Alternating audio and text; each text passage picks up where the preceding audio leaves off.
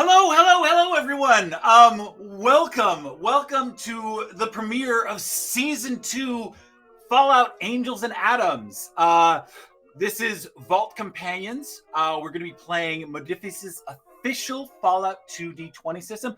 I am Patrick. My pronouns are he, him. I will be the overseer for today's game, and I will throw it over to Val. Hello, everybody. My name is Valiant Dorian. I use him, his pronouns, and tonight I have the distinct pleasure of playing Arbaaz, Buzz Asgur, who also uses he, him pronouns. And he is he's just a little anxious ex-vault dweller. Just a little. Lena, how you doing? Hi, I'm Lena. I'm playing Sierra. My pronouns are she, her, and Sierra's pronouns are also she, her. Molly's pronouns are she, her, her. No. And I am a follower of the apocalypse and part-time, maybe full-time caravaner, and doctor type. Did I do them all? Did I do it right? I think so. Yeah. Okay. And now I'm gonna throw to Jade. Hi y'all, I'm Jade Valkyrie, and I'm playing Lena Mae Bailey. And she's a vault dweller who's got that thing on her. Stays strapped apparently. But also just likes radio stuff and movies and things. So love her, and I will pass it on over to our lovely producer, Kai. Hello everyone, I'm Kai. I use he, they, and she pronouns, and I am back playing the singular Mart. We'll keep the name there for now. Mart is a Mr. Handy who uses he, they, and it pronouns, and has never done anything wrong in its entire life. And I'll pass it back to Patrick. All right, we have quite an incredible cast for you. They are so fun to watch, and if you'd like to tip them for their wonderful performances, we have a Ko-Fi set up. $3 will buy a Nuka-Cola, which is an action point, very valuable. $10 will be a stroke of luck, extremely valuable. And $25 might have a weird wasteland situation going on. What is that? It's up to my discretion. So pop on over to ko-fi.com/vaultcompanions where you can support this cast. All right, and I'll throw it over to Kai. Angels and Atoms is set in a destroyed apocalyptic wasteland with society in shambles. Please enjoy responsibly. Content warnings for this episode may include apocalypse, fantasy violence, harm to loved ones, substance use, body horror, monsters and monstrosity, descriptions of severe illness, guns, memory loss, societal collapse, characters in crisis after traumatic experiences, both recent and in the past, medical trauma, insects/larvae, mentions of injections, torture, and gambling. We encourage you to step away if at any point in time this content becomes not enjoyable for you. We are keeping each other safe at the table and using safety tools, and we want you to enjoy safely too. You can use !CW in chat at any time to review our content warnings. And with that, Patrick, you want to kick this off? All right. A dusty, abandoned garage out in the long, forgotten desert. A radio blips to life. The transistors sparkling with a slight current of electricity, and a voice familiar to many Mojave residents comes over the air. Mr. New Vegas here, and looks like that same song is playing again. I think you know the one. Started playing before the bombs fell. We all feel it. That baseline tension, that violent refrain. Seems when one bozo gets it in their head, they can make everything better with a heavy stick and a pinch of gunpowder. The rest of us get stuck between a tango and a Watusi, if you know what I mean. The song might be coming to the end, and not all of us will be dancing by the end. But that's how the song goes. And the name of that song? War. Because war never changes. Now let me get my news fedora on for this bulletin. Rare we get news from the coast, but this one is juicy. Seems 4 travelers got wrapped up in a boneyard fiasco. First, The trade routes bringing goods into the NCR were cut off by some mysterious tech-savvy group. Possibly raiders, possibly worse. These 4 travelers, 2 vault dwellers, a Mr. Handy, and a follower of the apocalypse hitched up their britches and opened a new route through the old Interstellar Studios, opening a new settlement and a new radio station. Well.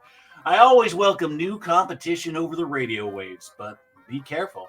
I am the prettiest radio host south of New Canaan. Now get yourself ready for one of my favorites. Richie Valens rocking his heart out over the wasteland with La Bamba. It's night. The Boneyard. There's movement in the night. Raiders here and there. Creatures, shadows moving here and about.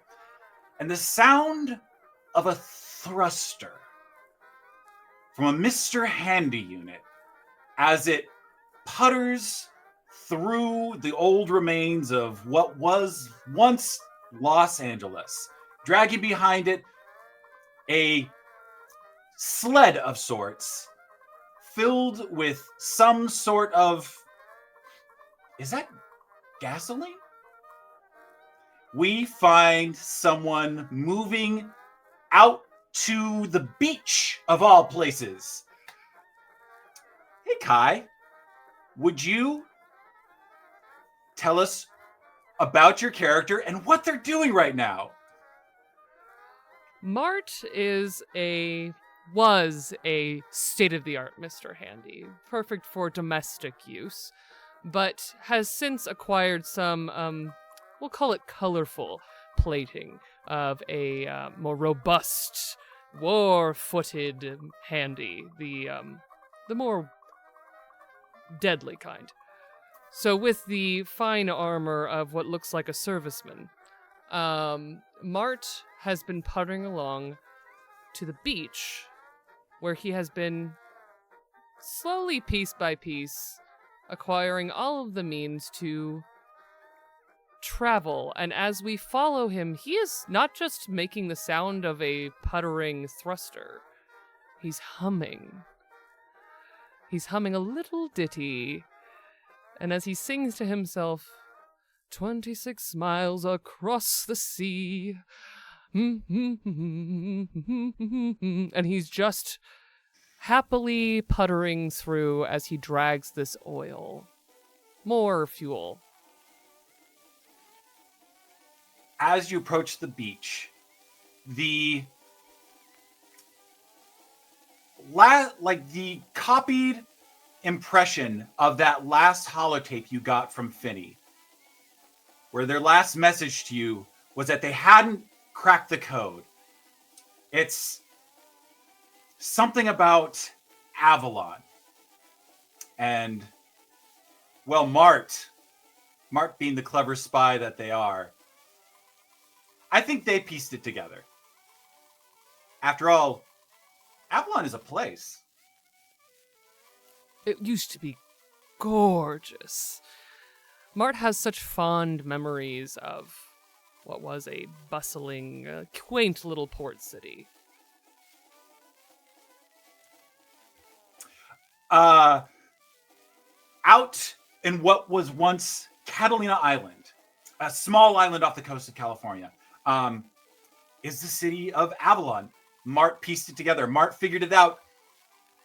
Wherever the Enclave is, Avalon is the key. And in order to get there, after all, Mr. Handys don't swim, but Mart was able to find a old boat, a prop boat that was used in the old film Mouth. A story about a mouth. A story about a hideous creature that hunted the beaches of a fair New England town. And Mart took that boat piece by piece and reassembled it on the coast in order to make their voyage. Kai, could you give me a piloting check as you push out into the surf? Of course. I'm assuming it's with my perception. Perception and piloting. Okay. Let's roll them. Would you believe I actually have a success? Okay. You. In fact, oh, it's not tagged. Never mind. Keep going. You have some logged memories of ship travel. Strange that is. We've written about them endlessly, and I've been reading. You push out the boat, rickety as any old boat would be, but holding steady in the waves as you push out through. You go, start like dead of the night. You are the only thing on the water because no one goes out into the ocean. This is crazy. Anyway, Excuse me. When we get aboard, Mart does go up to the steering wheel and flip a small white. It was white. It's not white anymore. Captain's hat onto the dome of his fine body. As you push out further and further into the water, you start receiving is it a radio transmission? It's encoded, but it's encoded with the code that you can kind of piece together. It seems like it might be enclave messaging.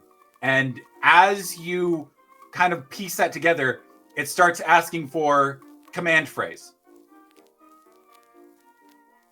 Do you have a radio transmitter? Oh. I think that Mart wouldn't go too far afield without some way of communicating with the shore. So probably. Give me a, let's say, intelligence science.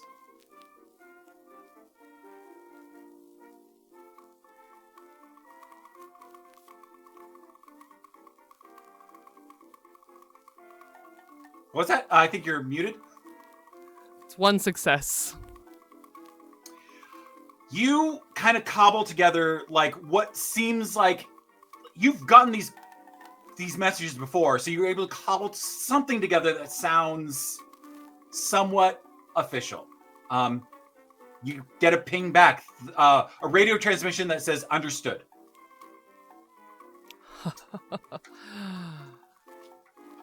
And I think in this moment, we do see a glimpse of more than just Mart, the Mr. Handy, but rather as Mart sees himself, the daring, dashing spy, Martini Theodore Rookie Hamish Ravenswallow Eisenhart III. And in his clever disguise, of course, as a ship's captain, he very triumphantly uses his pincer to push the boat forward. You hear this soft woof, and then another woof, woof. You take 16 damage as a shell explodes right on your craft. And I fall unconscious. Several shells erupt around you. The boat around you disintegrates as you are plummeted into the waters. You quickly stop receiving any stimulus from your eye. Your everything around you goes dark, and you go to just base code. I'm coming, Finny. Darkness.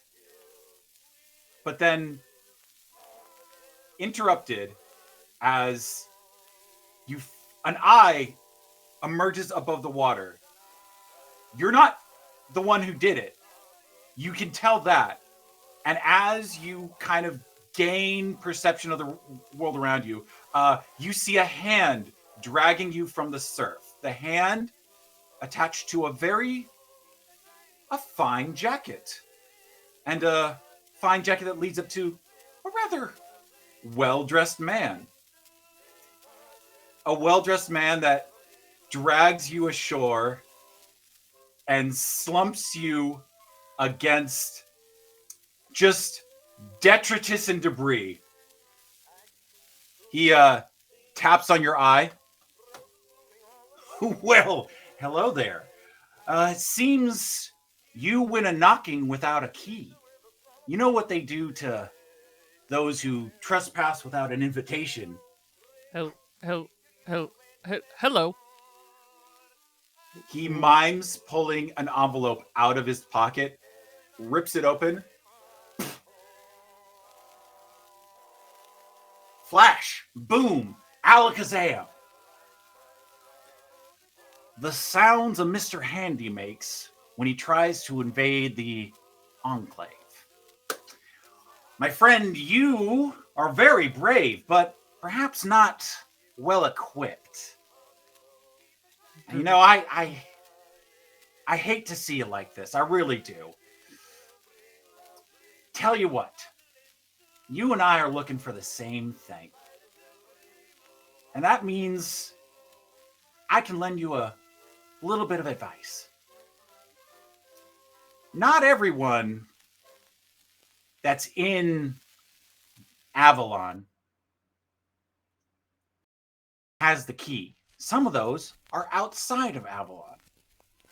And you know, I found a signal that's fairly reliably tracked all the way out into the Mojave.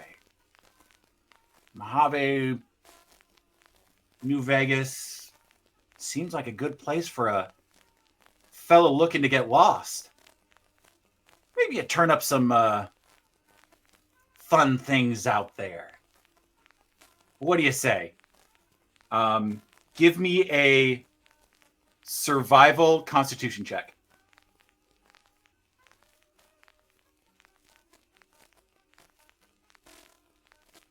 Endurance?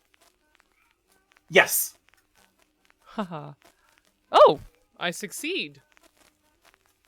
You have enough, like you get your reactor working again. You can't move your limbs. Your limbs have become damaged beyond the point of usefulness. But you have enough computing power to ask one question.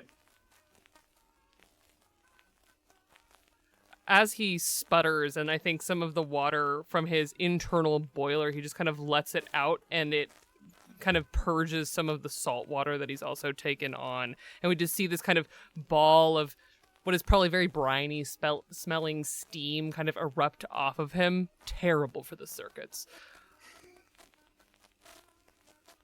I have only one question for you, as I am acquainted with your work. What's in it for you? Well, what's in it for me? Entertainment. And with that, your consciousness fades. And we cut away to a studio that is, well, what once was a studio in its heyday. Interstellar Studios, production house, amusement park, an all-in-one, everything for the family and for just the celebration of film. However, it's being transformed as there's work being done to make it into a more habitable place. Because last we saw it, it was being protected by a rather unsavory monster. But that has been taken away. That is no longer a thing. And now in its place is a radio station. A radio station that is able to broadcast to all of the Boneyard. You can get anywhere out in the reach of the lower NCR.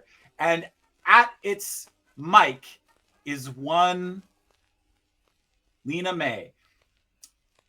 Jade, would you please tell us about what she is doing right now as she has her own radio station again. Yeah, Lena Mae Bailey is in super duper business mode. The scene opens and you see her her big voluminous hair is now piled up into a sort of kind of bun like thing. And she's has her headphones on, is arranging records. While on that station there's a break of music playing. Mostly 1950s style. She's on a really big Annie get your gun kick. So anything you can do is happening a lot actually. And she's just organizing these records because in this station and all where we've discovered there's so much more than any other types that she's been scavenging since she got out of her vault. You are at a break, getting ready. The music is about to come, like is ending pretty soon, and you're about to come back live, and power cuts from the station. Give me a repair intelligence check. Okay. Let me see. Do I have anything? Okay, cool. You might have to remind me what success is. Okay, so it has to be underneath Your skill and your attribute. Okay, so if it's above my skill but underneath my attribute, then it still counts. Okay, cool. I got one success. Together.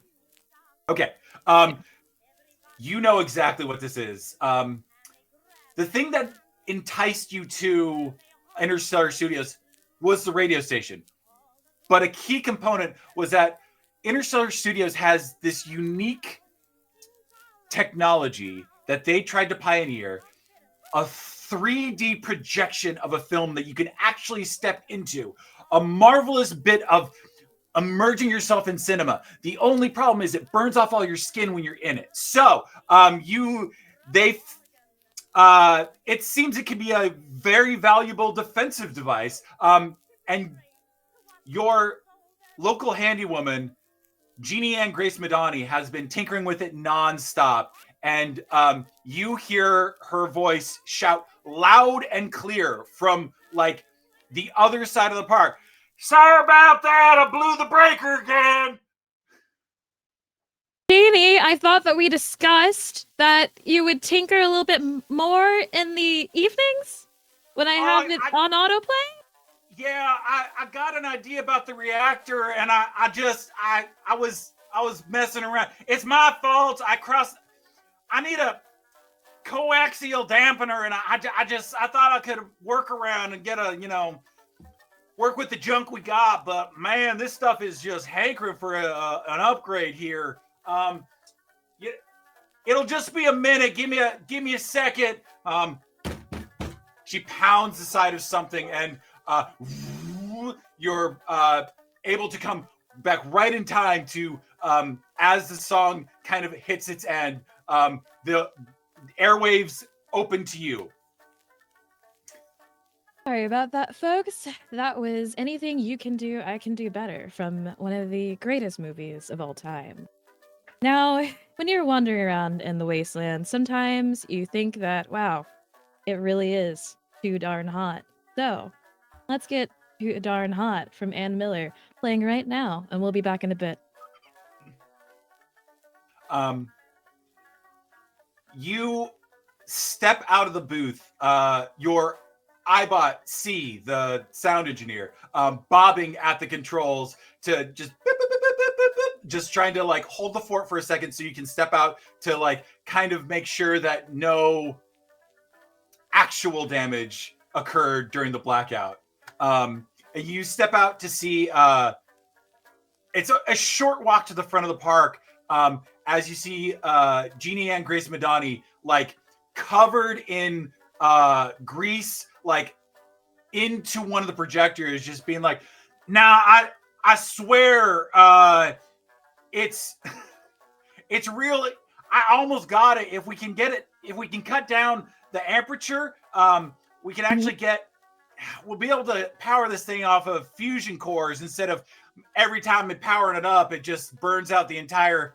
I'm real sorry about that. I know I got your radio thing going on, and I'm just like really trying to. I get excited about things, and I just can't really. I gotta do it. So me and lasers. Understandable. Okay. And as you two are hanging out there, a familiar ghoul in a rundown suit comes up. All right. So we're gonna cut down on these power outages, right? Because a settlement really doesn't do well when it doesn't, work. And this is Trent Global, powerful pre-war representative to the stars, and now de facto mayor of this new coming settlement, because someone has to do it, and he seems to weasel himself into jobs more often than not. So he's like, Jeannie, love what you're doing. This is great. Is there a way we can do with less of the lights going out? If I could get a reverse transistor going through here, but it's just hard to come by. Got ourselves. I know we got a caravan coming in through here pretty quick, but it's kind of a specialty item. If Sierra can't get it, then we can just go on an outing of sorts. Someone has to do it. I can do it. As you all are talking, a ways away, as making their way toward the studio is a two-headed Brahmin and a very tired-looking follower of the apocalypse. Lena, you are a ways away, but Interstellar Studios is a massive piece of land, and you can see it coming up on the horizon. What has happened to Sierra in the intervening time? A lot of traveling. She's sweaty and dusty and tired, but kind of happy underneath in a way that she never has been. Her accompaniment, which are two guards that are known by the followers. They do this all the time. This is what they do. We're not having a conversation, and it's very clear that these are people who are associates more than friends. And instead, she's talking to the Brahmin, giving her a little scritchy, walking alongside her. It was a pretty good trip, huh? I think we did a good job there, don't you, Molly? You're not talking to the guards. The guards are talking amongst themselves. I'm not going to tell you again. The master would totally kill Harold. How can you say that? He turned into a freaking tree. How would you even go about that? And they're having their own very intense conversation behind you. So much so that they don't notice a looming figure that immediately attracts your attention.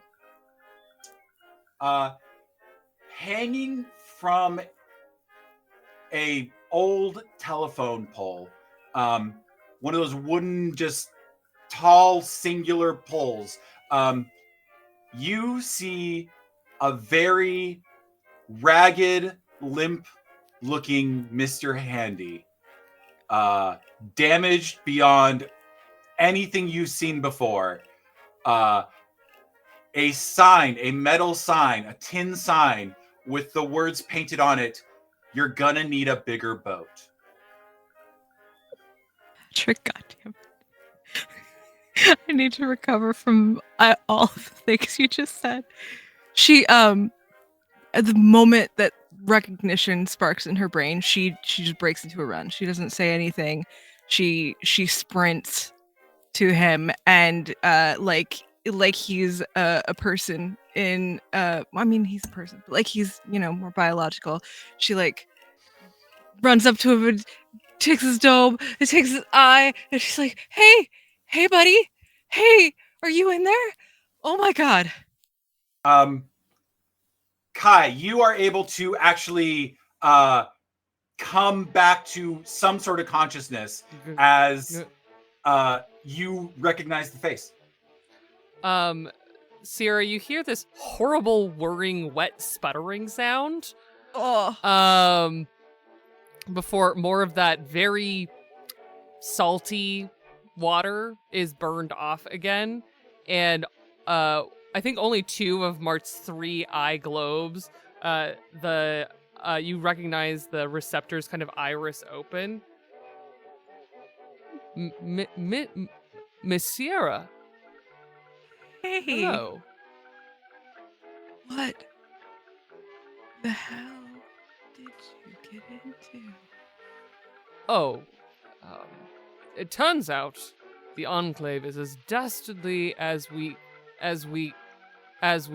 Okay, don't. Okay. Whoa, fuck. And she's gonna try to do Draining some now. light And light repairs. Go ahead and give me an intelligence repair. Okay. I think I remember how to do this. You roll 2 dice if it's under your combination of numbers. So intelligence. Oh, cool. You said repair? Yes. Okay.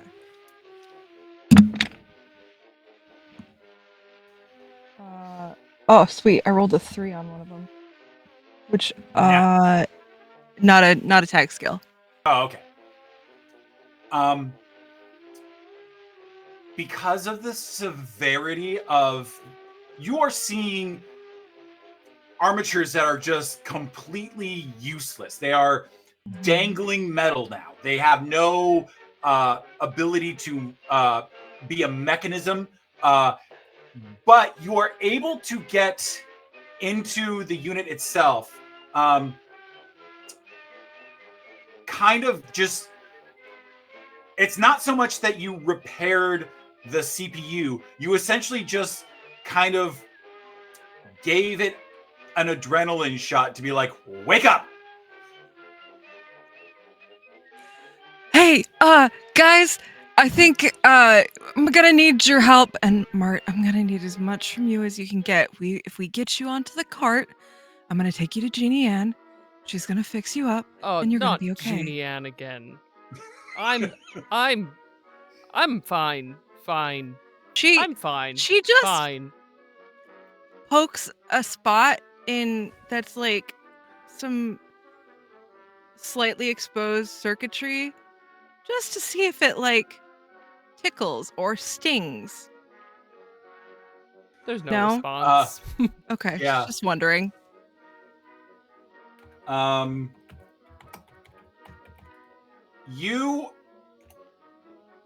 The 2 guards come over and immediately start helping. Like, I mean, it's a good Mr. Handy unit. I guess we can kind of like get some caps out of it. Shh, this is a friend, man. What are you talking about? This is my friend. Do you understand me? So sweet. My friend. So, Sierra. so you are going to take care of him like he is a friend. Not for caps, not for parts. Friend. Do you understand me? Yeah, I got you. Okay, getting Okay. it. We're bringing it onto the studio. Yeah, here we go. They take Mart down, perhaps less gently than you would have liked. Get him into the cart, and they quickly. Actually, you don't have a cart. You just have Molly. So they Molly. drape. Oh, that's right. I think as Mart is draped over Molly, he just says, "I'm sorry, Molly, and Molly, I'm leaking on you." Forgive me. Yeah, you're Um, like briny. What is? Never mind. It doesn't matter. Sierra, you just casually removing the sign, thinking it's no more than a joke, you flip it over and find another message on the back. Tell your radio friend they're looking for her.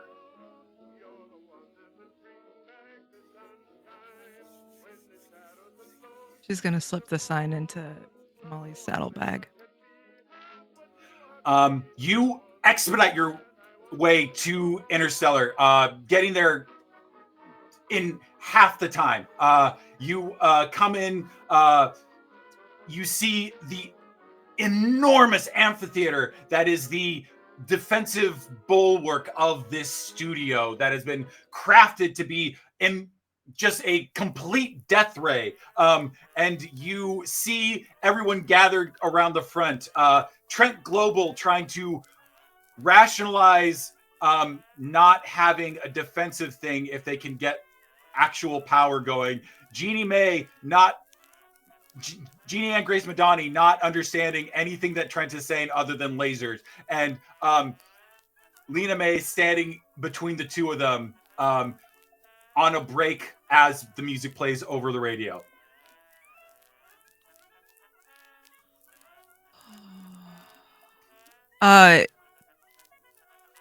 How many people are gathered around? Just the three of them. Oh, okay. Cool. All right. So they're just arguing amongst themselves. All right. Hey! We've got a situation, friends. So whatever you've got going on, you don't have it going on for a little while. And then she moves so that the state of Mart can be witnessed. That's Mart. The entry my sign God. has a nest in it. Mm-hmm. Hey, I mean, I know you're doing your own thing, but like, what is your own thing? Because this is a mess. You think I did that? Yeah. Yes. The boat I was destroyed. oh. So, Little Oh. project? Don't make it sound so pathetic. right. So, how can we help exactly? He needs repairs. My circuits have taken on salt water, and my circuit board seems to not want to interface with any of my digits. Help. Okay. Try it out, and then Lena Mae kind of is looking a little bit skittish, but is looking at Jeannie and Grace, and be like, I mean, I said it before. I'm not much of a robot girl. I'm more into laser beams. But I'll give it a shot. Let's crack it open, see what we got inside. Not with that sort of enthusiasm. Hey, so where would somebody go to find a robot expert then? Where is... Has anyone heard from Arbaaz? Yeah. He's not quite here though. Oh. Hmm. I mean, no, I haven't, but I was going to give some record recommendations, so 2 and 1. As they drag Mart into the closest thing they have to a workshop, to just kind of blunt force this problem into a solution. We're going to cut away from that and move all the way out east over sand dunes, past cactuses, down Lonely Highway, all the way out into the Mojave. And we actually move past the grand city of New Vegas, this towering beacon in the desert, the monument to pre-war, like the festiveness, the joy, the bacchanalian pleasures that you could experience in the middle of the desert. And just outside of that, outside of Freeside, the more destitute district around New Vegas, in a small clinic run by the followers of the apocalypse, we find a vault dweller who is hunched over a table, fingers diligently working away at their work. Val, would you update us on Arbaaz? Sure thing. As invited by Sierra in season 1, Arbaaz has made his new home amongst the followers of the apocalypse. He has discarded the blues and yellows of the vaulty jumper, and instead is wearing very typical followers of the apocalypse wear. He wears a very, very simple, like very pale blue, like a shirt that's gone through the wash way too many times. A pale blue button up with very, very practical brown, like almost adventure trousers, and a long white doctor's coat. And he is hunched over. And another thing that's different about Arbaaz this time round is we see that the short, very clean cut of many of the other vault dwellers who have just immediately emerged out of their vaults has now grown out into a very, very messy, medium length, dark curly hair.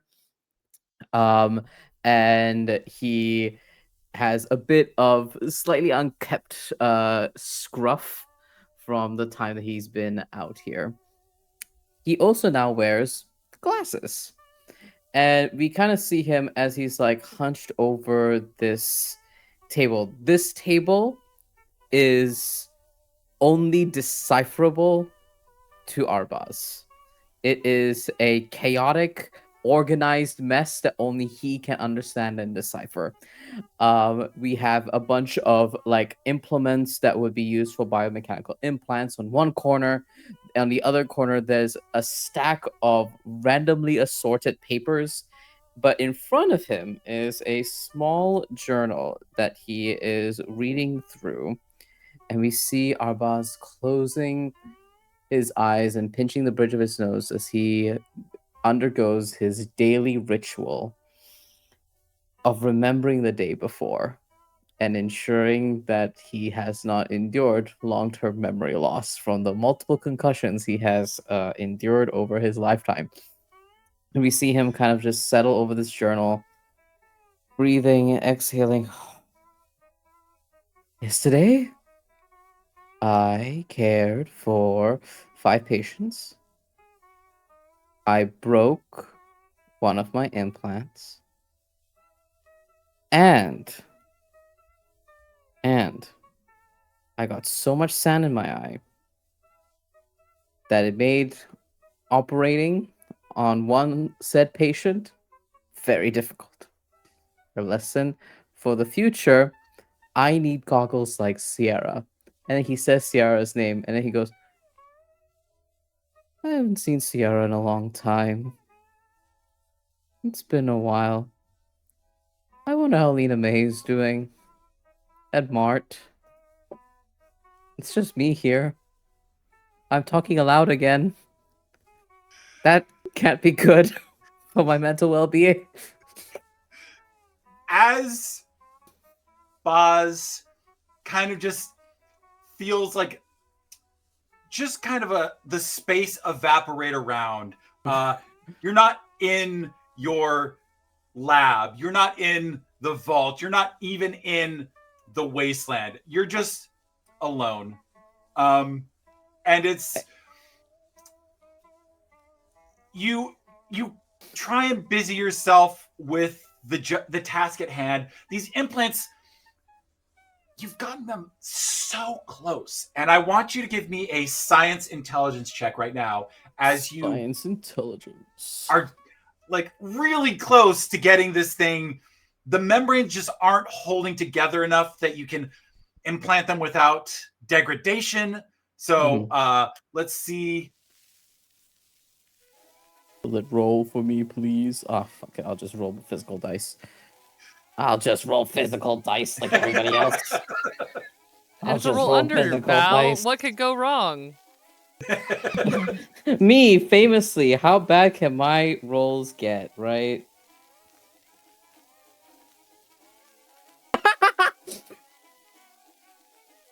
That is an Oh 18 boy. and a 19. I don't think that does jack nor shit. Hypocrisy. I think I have a fun way for this to manifest as a failure. Yeah, go for it. I think Arbaaz's fears are sort of a reality. I think he remembers from when he was in the vault and how every day he went into that lab and Sam kept saying, "We are so close. We're so close," right? Okay, you may take the day off, but only after we get this done, you're so close. And I think Arbaaz is experiencing some type of memory loss. And that is due to all of that sequence of events. Whatever that moment of when they actually worked on the implants towards some level of completion, he just doesn't have. It's just not a memory he has access to, and he's just piecing together mysteries upon mysteries, and he is suffering from some level of long-term memory loss. This has happened to you many times before, where it's almost as if every day becomes a transparency on top of each other, and you can just see the days all lined up together as they have this similar echo to each other that is not quite getting you there, and you're trapped in this loop of not quite getting there. And as you're feeling kind of like this, your stomach kind of like drops at this. You hear just like a quiet knock at the door, and a shorter Asian woman knocks at the door, small bob cut, and it's Dr. Usanagi that she runs this clinic here, and she's like, "Boss, I'm so sorry, I didn't mean to interrupt. I'm so sorry." You. It's just you. I know we said that we'd leave you alone for today, but there was a fight broke out at the Atomic Wrangler. Another one. I know. The Liams hit it big. You know the Liams. The Liams are their mother proudly announced that she was going to give birth to Liam, and was so annoyed when it turned out to be 4 boys instead of 1. But absolutely refused to apply another name out of obstinate anger that this would happen to her. And so you know that wherever you go in New Vegas, it's not long before you hear Liam. And it's Noted. It is just they cause problems wherever they go. And they're just, Dr. Usanagi is so, with that background, who could blame him? so apologetic. She's just like, I have to, there's a lot of stitches I have to, could you take over some of my patients? I honestly, I would appreciate the distraction. And you see that Arbaaz, for once, is grateful for the patient-related distraction. Usually, there is a piece of him that just deflates as he's unable to work on the implants. As he stares at his most recent failure, that failure means so much more than just not being able to get this biomechanical thing done right. Now it's a greater sign of perhaps a greater shortcoming and a greater risk to his health than he had initially anticipated. So he gets up, adjusts his coat, and he says, Okay, show me the blood. Show me the blood. It's not. I have a patient in 2B. She's complaining that she has radiation poisoning because she's vomiting and has a headache. And can you please tell her that she's gonna have to start taking prenatals? You want me? Yeah, to do that? it's either that or do you want to do stitches? I'll take the other one. Also, there's an old man in the next room over after that. He's complaining of fracture in his knuckle. I think you can just apply a stim pack and it should be fine. If you wouldn't mind. Thank you so much. Thank you. Of course, doctor. Of course.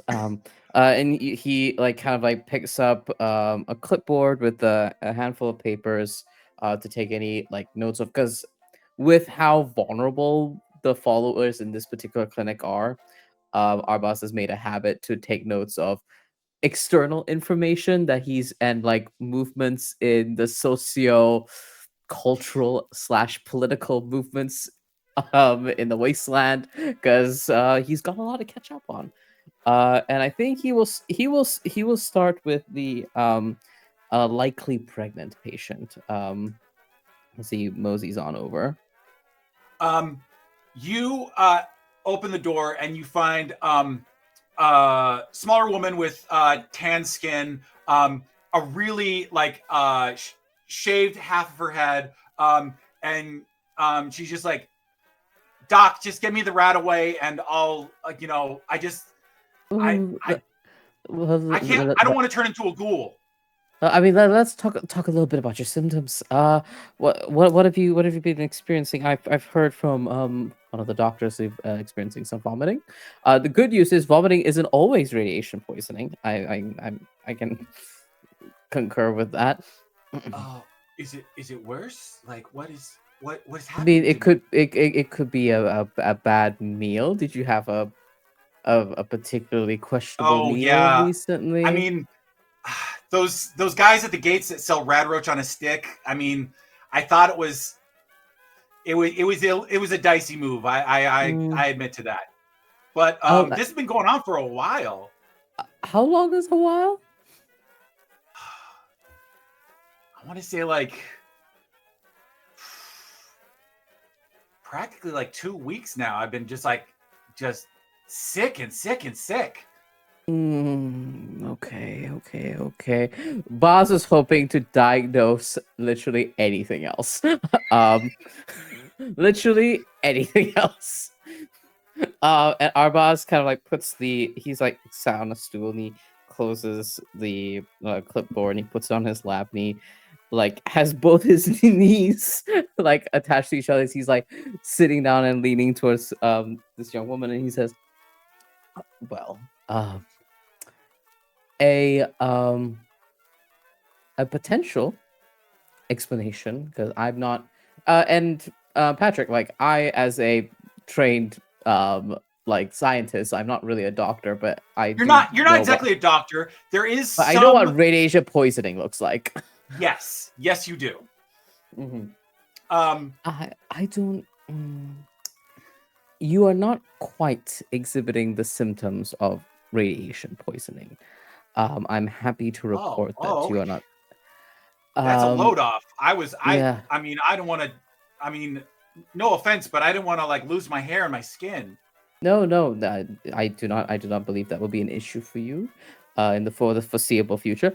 However, it is in my view that perhaps your symptoms would align more with a pregnancy, and you should certainly look into organizing some prenatal care and acquiring a routine. And congratulations.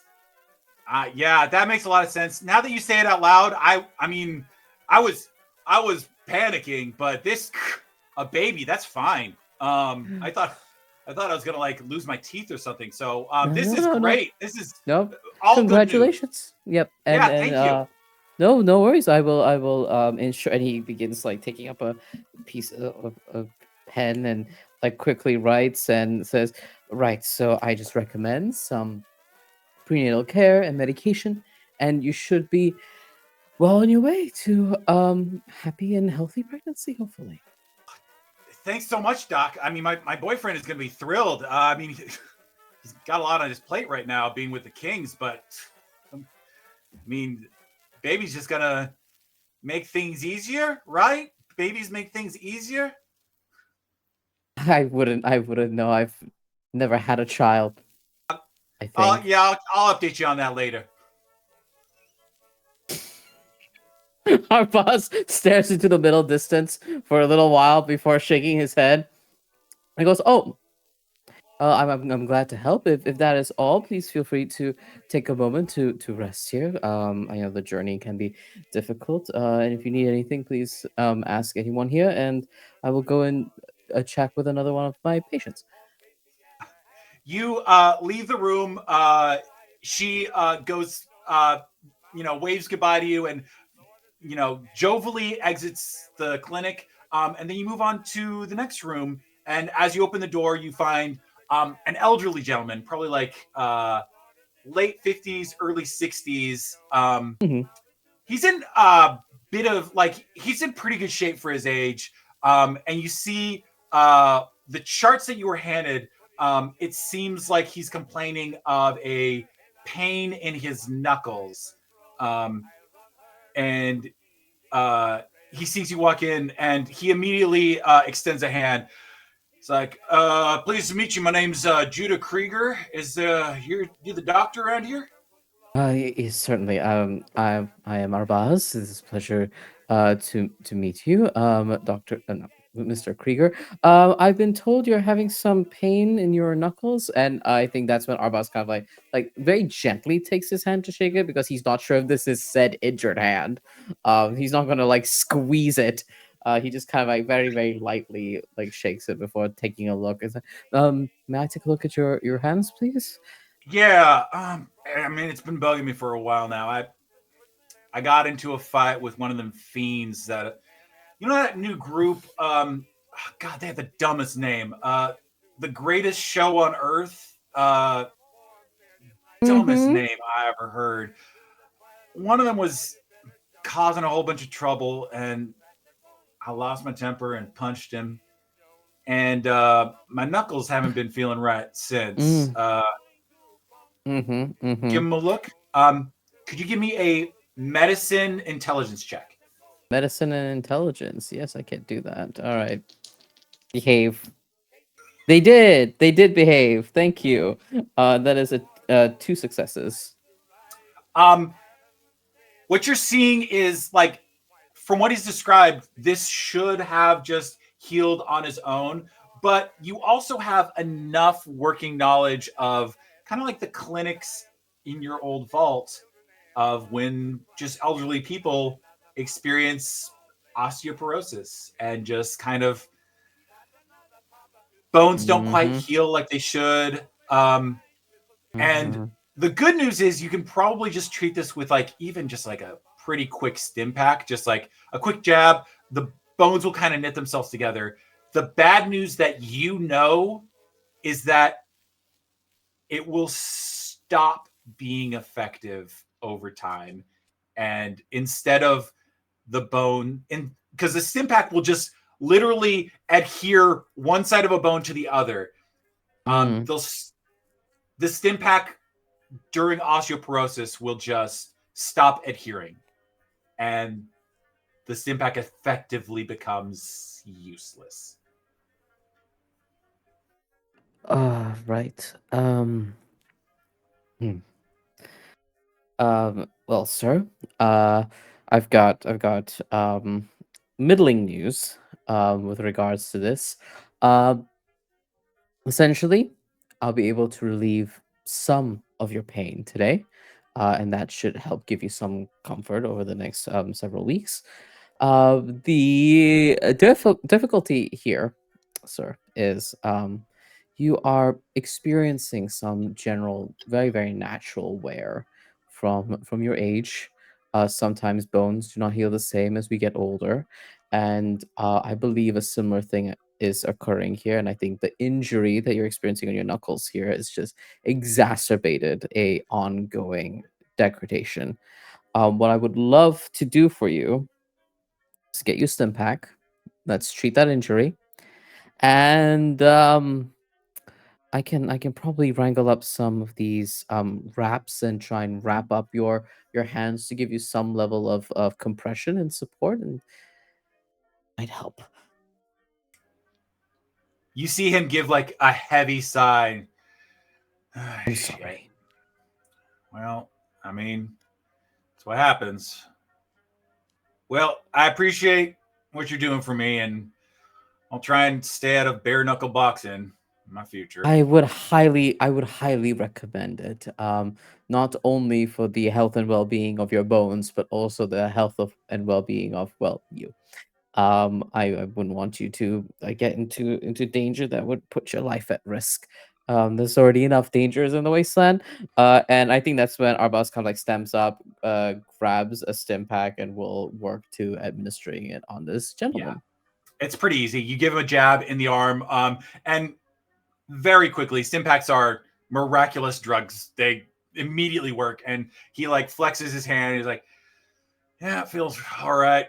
He gets like a red baseball cap and puts it on his head, and he's like, "Listen, you guys are real helpful. If you ever want to dip on by West Side, I know a couple of my neighbors could use a hand. So Hmm. if y'all get some free time, you followers guys are all right, and we appreciate any help you could lend." I will speak to some of the other doctors and see if we can lend any help or support. Do I know anything about the West Side? Yeah, Me? West Side is what you know is that New Vegas is very exclusive. You can't get in without proper credentials. Freeside is what popped up for the people that couldn't get inside but wanted to, and it's crowded. And the West Side is those who want to be in like a city but saw Freeside and was like, that's a problem I don't want to deal with. And so that kind of became its own city, its own, not city, but own town that kind of grew up to support those who are like, there is too many people that is unsafe. We need our own community. Gotcha. Noted. And as he leaves, you get one more knock at your door. And this time, instead of Dr. Usanagi, find a woman, follower's lab coat, a mohawk down the center of her head. You recognize this as Julie Farkas.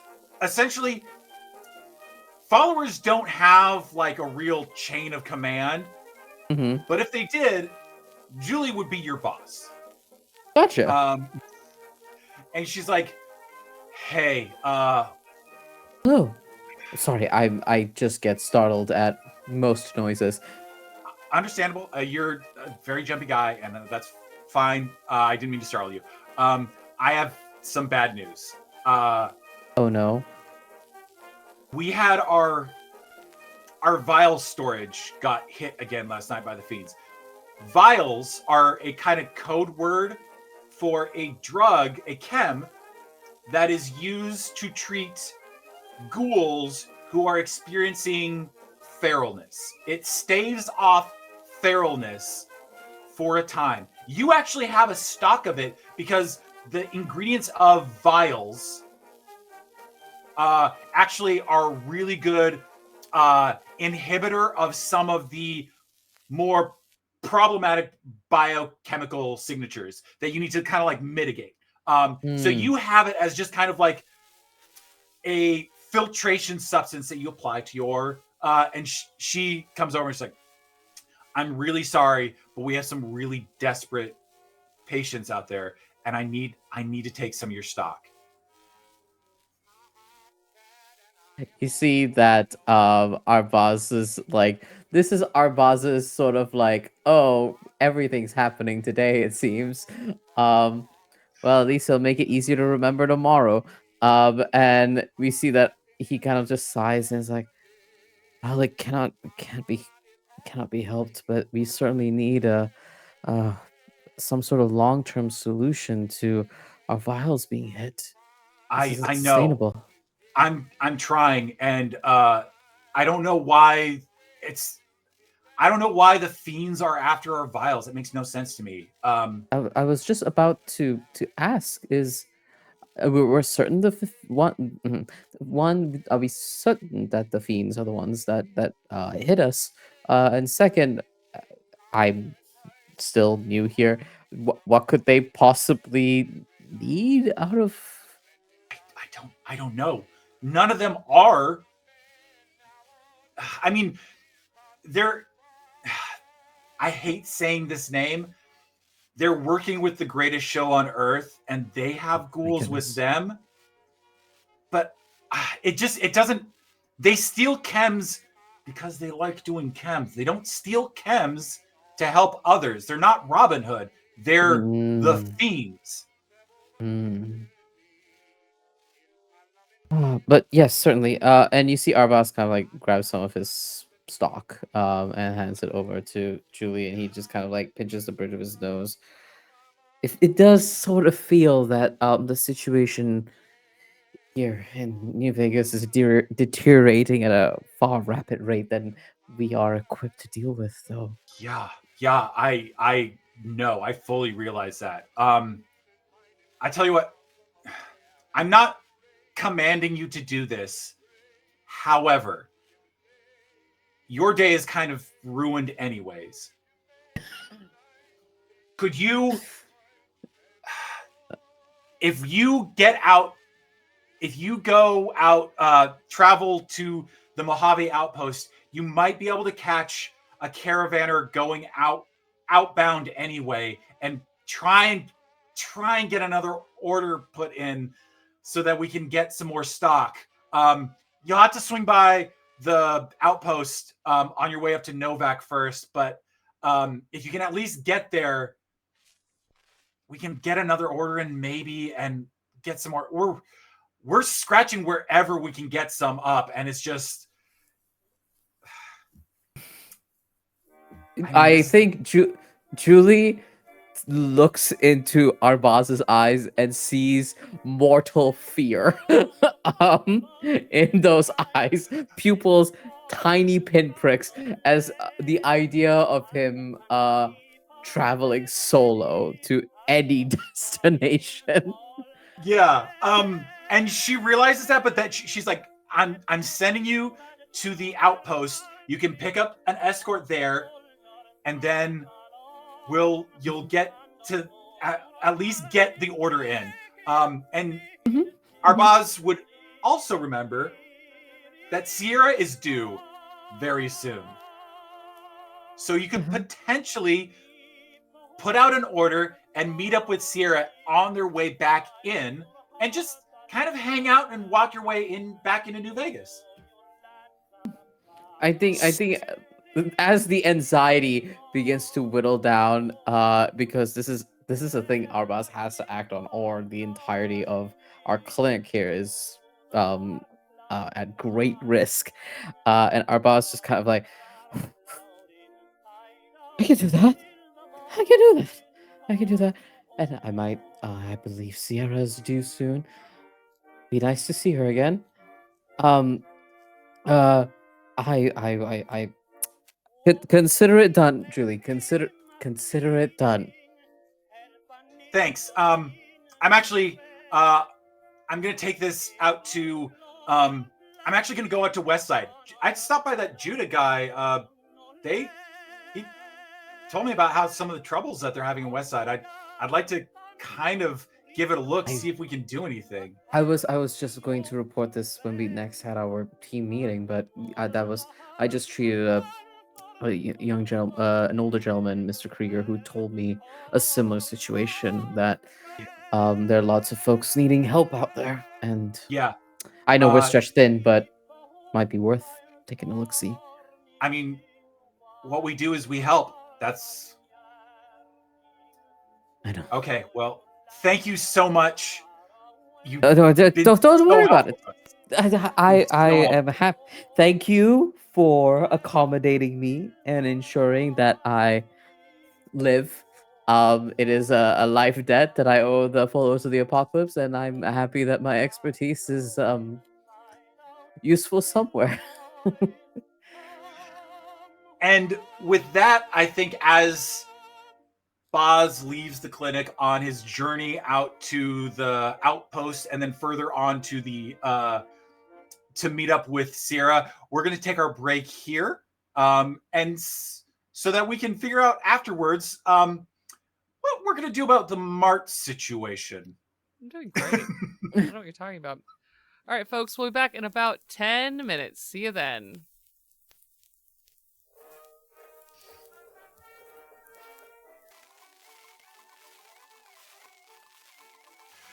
Welcome back, everyone. We are in the middle of the premiere episode, so let's get back to it. I would like Jade and Lena, you're actually going to make a group repair check on Mart, because Mart got into a little bit of trouble. I don't know what you're talking about. I was on an important mission. Yeah. And then repair, you got still intelligence, okay. Yes. Alright. I got 1 success. No success. We're back to Wait, this old nope, situation. no success. Fuck. Ah. We still have, like, action points? Those carry over for between seasons? Or are we saying no action points? You know what? Yeah, go ahead and let it carry over. Or if anyone wants to use one of your luck points, you can use that as well to try and reroll. But if you want to try and do an action point to add dice to it, or perhaps luck point to add something to the scene, that is also. But I will tell you, because you aren't necessarily on a timetable, you're not pressed for time. It's just how long it takes all of you with your heads down, kind of over Mart, trying to get things going. As people start to fuss over Mart and we are back at Interstellar Studios, Mart would definitely say, "Oh, in my trunk, I do have some parts." Parts, like, parts for you? Yes, actually. You think I just wander Well, around letting myself fall apart? No. Well, ain't you a resourceful little feller? All right, well, let's take a crack at these, see if we can maybe piece this together a Frankenstein. And in Mart's supplies, he does have 3 robot repair kits. Oh shit. Nice. Oh. Yeah, that immediately, using one of those repair kits immediately eases the difficulty level. Go ahead and I'll say bump yourself up to 10 HP. Ooh. I will say you still have an injury to your chest, your center module. So you that needs to be worked on, but you are actually able to, like, your thruster starts working again. You're able to move about. Your arms, though they don't have quite the dexterity that they did only one night ago, have returned full functionality, and you are able to move them around and grip things as you normally did. With his one pincer. Oh. We've done it! Oh, excellent Yeah. work, everyone. It's actually kind of remarkable. Like, there's some parts that are kind of sort of like the radio parts, and there was this one time where I just spilled a bunch of coffee everywhere, and so kind of not the same, but you know, things that got wet that shouldn't have gotten wet, things like Yeah. I tried to take some of the salt off of some stuff we took out and put back in, so Well, that's good. Yeah, saltwater corrodes like a mother. Anyway, Oh yeah, we must have gotten to you kind of quick. yeah. How long you sit out in that water for? Ooh. You know, I haven't the slightest idea. You run back your chronometer in your internal unit, and it is a bit patchy. There's unfortunately no way for you to synchronize with some universal time. You understand that there was a period of time where you were conscious, and there was a period of time where you were not. Yep. I think instead Mart, because his chronometer is dubious at best on a good day. Lena Mae, I found that peculiar jaunty soundtrack for you. How long ago was that? Oh. What? A week? yeah, I'd say around 8 days or so. Right? Somewhere between 5 days ago? Maybe 3 days ago then? I don't know. But Huh. and then he leans in and all three of his eye stalks, the one I think still isn't quite working right, but it's like moving correctly. It's just not unfocusing and refocusing correctly. Move in conspiratorially to the other three. I saw someone. Like Uh, a scary someone, like you run into Someone some else raiders. Raiders? put you up there. You put me right. No, we'll get to that. Do you remember a man well dressed in a fine suit?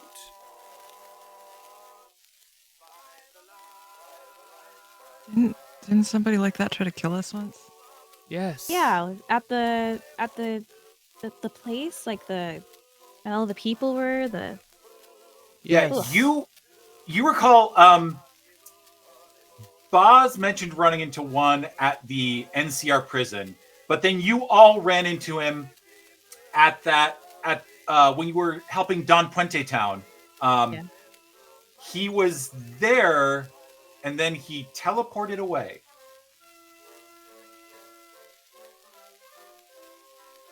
Ah, that reminds me. Hey, Lena Mae, I have to show you something that's you're not gonna like. And she goes and gets Right. the sign from Molly's bag. So when I found Mart, here's the front of A sign. bigger boat. Um, Oh, eyes on the prize, quote Mart. from mouth. Right. But then the back had something too, and she just turns it around and hands it to Lena Mae. Lena Mae takes it, reads it, and is just very still and stiff, processing.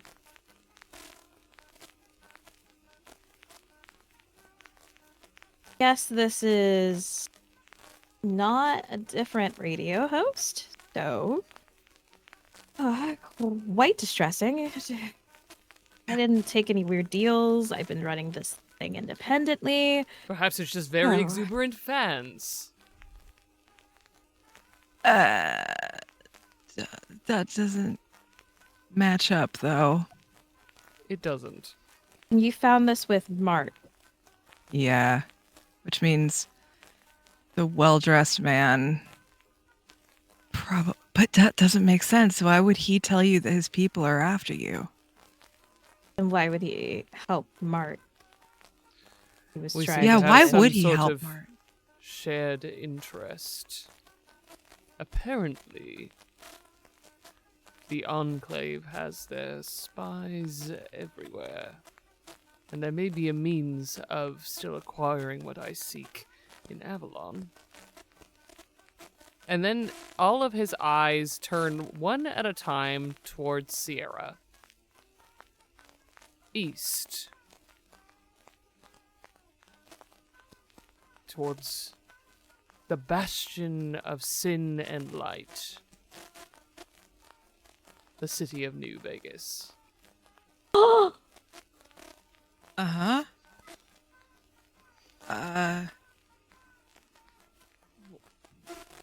What's there in particular? The Enclave. And he gets uncomfortably close. I barely believe that these guys are real now, okay? Or you I wanna had a tell me boat. what they're like. And now, gone. They were in contact with me. They shot my boat down, my fine vessel. They Destroyed. shot your boat down. Yes. Lena Mae, you saw this That's fine one vessel. It was not a big boat.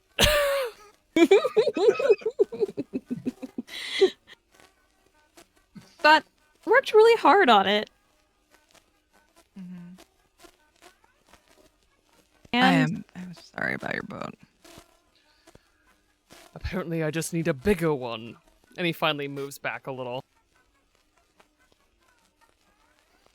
so, New Vegas, the place that has everything and sparkly lights and a lot of movies there, but And absolutely incredible music.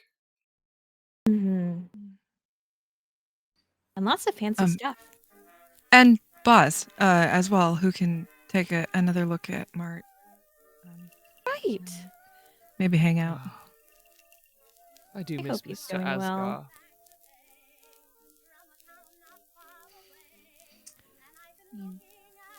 Willing to think- leave the station for a while then? Yeah, I knew that I was going to have to leave the station at some point because as I'm learning in the Wasteland, nothing like actually goes exactly how you're planning on it. So I've been recording some pre-recorded stuff, so there should be some playlists and retail Genie Ann to kind of switch them out every day or so. Really should. Oh yeah, play. yeah. I'd love to step in and help you out there. I got Cool. some songs that I'd love to play. Play maybe like the some of them country hits. Get that real good. But we'll hold down the fort here. I mean, we got this. It's a big old fortress we got going on. So y'all take care of yourselves. Have yourselves a fun time out. Oh, and if you run into Betty Spaghetti, tell her she still owes me money. And I'm Betty certain we'll know who Spaghetti this money. Betty Spaghetti is. Oh, you'll see her. You'll know who she is. Right. And Lena Mae, Miss Bailey. If someone is looking for you, rest assured that, first of all, moving your location will probably assist in that escape, but also I will happily assist you in whatever illusion you may need.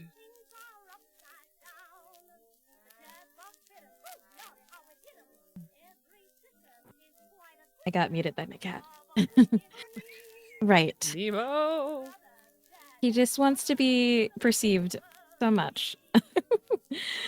Lena Mae's nodding with Mart. Right. I need to get rid of the vault suit, you guys think? It is a bit obvious. Yeah, it's even got a number on it, you know? And there's quite a selection of wonderful clothing here that I'm sure that our illustrious leader of this town would happily assist you in gathering. Oh, yeah, like movie clothes. Yes. So it's actually a life or death situation. So Mr. Global, I think that since I don't get paid exactly for the radio station, I'll take my salary and clothes. Yes. I mean, you're always welcome back here because I'm finding out that making a town is not exactly the same as making a picture deal, but you do your thing out in Vegas, hit the lights and everything like that, and then we'll be here waiting for you. I'll have, a whole crew when you get back. This place will be humming with activity. You Mr. won't even, Global. it'll be just Mr. an absolute, Global. yes. You do not need to oversell it. We've gone over this. Scale. First. You start small. And then bigger. You do not have A-list help here. You have... And then Mart kind of looks around. Scrap. Hey, I guess I need to tell you about that time that I got. You know what? Yeah, Burt Macklin had a garbage career before I came along, but that's neither here nor there. You guys go out, enjoy yourselves, and we got this. All right. Load up, kids. I will be back in a little bit. It seems I gotta switch some things up, so. Okay. With a brief shopping montage. Yeah, pretty much. Literally, movie makeover. Oh my gosh. You twirl around in front of a mirror so many times. And finally, the outfit that you pick out is... I think it would probably be... Oh boy, I should have thought about this before. I think it'd probably be something where she's grabbing two outfits because she's really excited about movie clothes. So the one that she has with her that she's wearing when she is out of the area is like a cropped kind of pants scenario, kind of like the 40s, 50s crop pants or high-waisted. And a blouse that doesn't quite fit, like it was made for someone way smaller. So she's using it more like as a shawl. And then a long sleeve shirt with some type of hair headband of sorts. So definitely different and scavenged, but still like that movie loves movies-esque of Lena Mae in essence. And she also has a dress in her hand. Just in case! You go out, leaving Interstellar Studios behind. Now, a brand new Lena Mae, kind of a almost brand new Mart because of all the things that had to be replaced. And he does say he does go to Finney's like pristine bungalow that he still has not opened, and he just kind of putters up, gives kind of a dipping almost bow. Mr. Handy's can't really bow; they don't have waists. And then just says, "I'll see you soon, old friend." And then on the way out, he does very loudly start singing "Bright Light City." Yeah, Lena Mae joins. I can hear them from where I'm waiting with Molly. I'm not exactly, stealthy, are we? I guess we're just gonna. Oh, okay, yeah, that's fine. The six of you depart. Well, seven, Molly and Molly. And make your way. It's a long trek out to New Vegas, and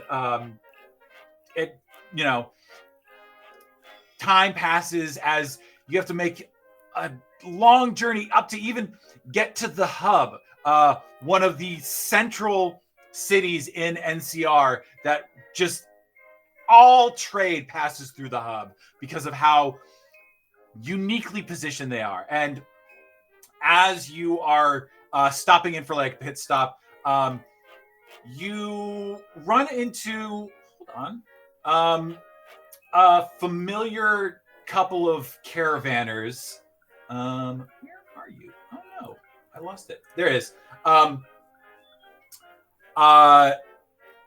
This, like, as you're departing the town, you hear a voice come out, be like, Sarah! Oh my gosh, it's you! And you turn around to see an elderly woman, like in her 50s, very wispy and willowy, insubstantial of a woman, like very like hay-like hair, where it's just allowed to blow in the long blowing in the wind hair, very free, very just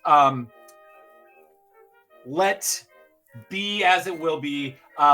This is Tiana Breeze, and you would recognize her, but you'd recognize her daughter more. Her very already perturbed daughter, Michaela Breeze, who's kind of like a shorter, more stout woman, and their caravan saddles up with you. Tiana immediately moves in for a hug with Sierra. And Sierra definitely just step back, pivot. Hi, good to see you. Oh my gosh, it's so incredible running into you here. Well, I mean, it's been how long? And she starts just kind of talking to no one, very vacuously, just kind of like talking to talk. And then Michaela turns to you and is like, "Hey, Sierra, do you have them?" Hold on. And I'm going to double check our conversation about the details. Nice way to use it. She has a deal going with you where she helped you set up this caravan route, and you provided her with estrogen. Right, that's right. Yeah, I do. Come on. Thanks. How are you? What? Sorry, what? I started running out around Sac City, and I've had to ration, and you know how much that sucks. Yeah, things are getting tight all over, but I'm gonna keep doing what I can to make sure you have what you need. Thanks. And while you are having this discussion, Tiana is actually going to approach Lena Mae and be like, "You look incredible! Oh my gosh, I love this outfit that you have. This is." Oh really? I just put it together actually, so I'm very it's different, but I like it. The pants have I love it. I mean, I'd love. Have you ever done a cleanse? cleanse. Cleanse. Am I close enough to hear this? Give me a perception survival check. Who's survival? I'm gonna use my gay dice. Gay days. Gay dice. Gay activities. Oh man. I'm sorry. What was the roll? Perception survival.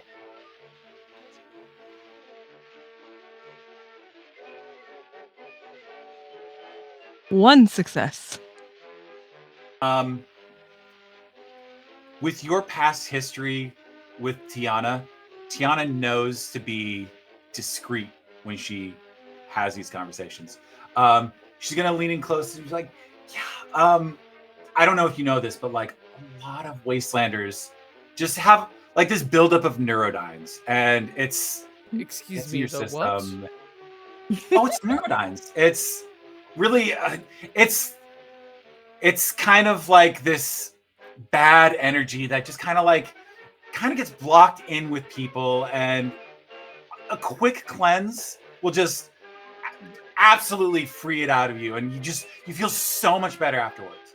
And is this a dietary cleanse, a drug-induced cleanse? Is this a vision Oh no quest sort of situation? She takes a small device out of her jacket, and she's, "Oh no, I just took you up to this, and it's so quick, and you feel immediately so much better." What is this device? The health inspector is here. I mean, if you want to roll Someone's for asking this, because Lena wouldn't. if you want to roll for this, you can. The difficulty here is not that it's so impenetrable because of its scientific genius. It is impenetrable because this certainly has been cobbled together out of bits and bobbins that have been I kind of want to know what it will the way. do. I kind of just want to know what it'll do.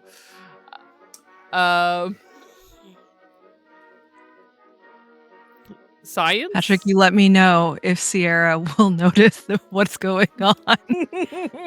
Tiana knows to be very sneaky. So go ahead and give me a science intelligence roll. Oh, thank goodness I am smart. 1 success. You have no idea. What could even be the purpose of this machine? It is unfathomable. What would it even do to a human body? You know, I've seen quite a proliferary of fascinating cleanses in my prolonged existence, and I cannot say that I've seen this one in particular. Tell me, through what processes does it get rid of this, blockage? It's really important. I wish I could tell you, but you're not a high enough level yet for me to tell you. Ah. I have literature on herbology, and if you really want to get into it, you could. There's so much, and believe me, the cleanse is just incredible for you. It really just frees your mind and just gives you. You'd have to feel it to believe it. I'll do it. Miss Bailey, with all due respect, I do not think that this is the best choice for your health and well-being. I'm not certain what this device will do. She puts the vial up towards your face.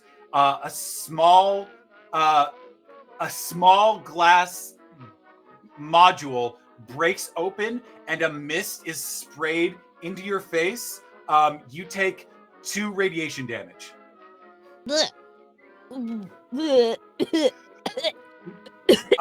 Michaela, she immediately detects that sound of the module breaking, and she's like, "Mom!" And she immediately grabs her by the arm and drags her over and puts up a hand. And she's like, "I am so sorry. She gets like this, and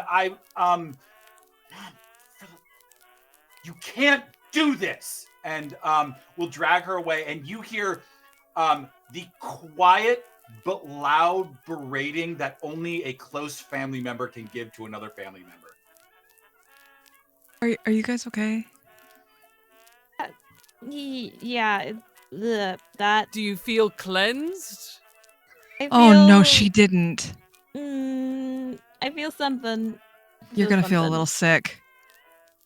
Maybe let me see if I got some Radaway or Radex. I should probably make sure I get those two. Not confused. I'm sorry, Mara. I should have listened, but then it already happened after you said it, and Curiosity, I can never begrudge. I simply did not understand what that device was going to do, and let's just say did she? Finney's tried many an odd thing. Did she have you inhale something, or did she break something in your face? break something in my face. Okay, here.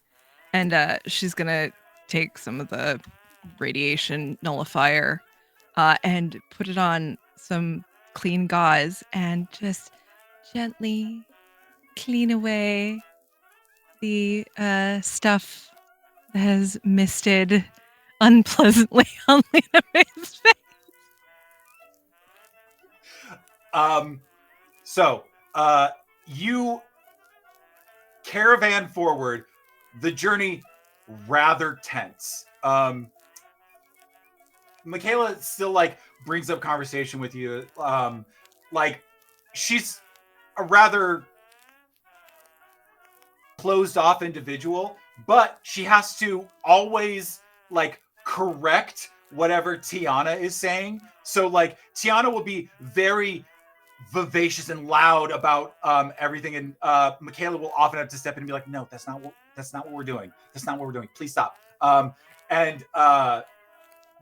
Tiana loudly like, yeah, after we have a job where we're supposed to drop off supplies at Camp Searchlight or whatever for the NCR. Sweet gig, but like after that we don't even get to stop in New Vegas for very long. It's barely even like don't even get to do anything. And then What a shame. it's I think we're going up to like the Great Wild North. No, Mom, we're going to New Canaan. We're not going to the Great Wild North. We're going to New Canaan. And you have like multiple interactions like this as you make your way through the hot Mojave Wasteland. It is a long journey, but you eventually make it to the Mojave Outpost, which is basically the gateway to New Vegas, to everything that is lying ahead of you. You have like the road leads up this mountain pass. It's a hard climb, but once you reach the top, you find gates and NCR soldiers and a gatehouse. And they like the soldiers like definitely wave you over the gatehouse. Like, sorry, you have to register your journey on your way in. If you wouldn't step aside, we'll take care of your Brahmin. And like, they kind of give you the brush off. Like, yeah, we know. Get in there. Don't touch my Brahmin. I can stay with Molly. Yes. Thank you.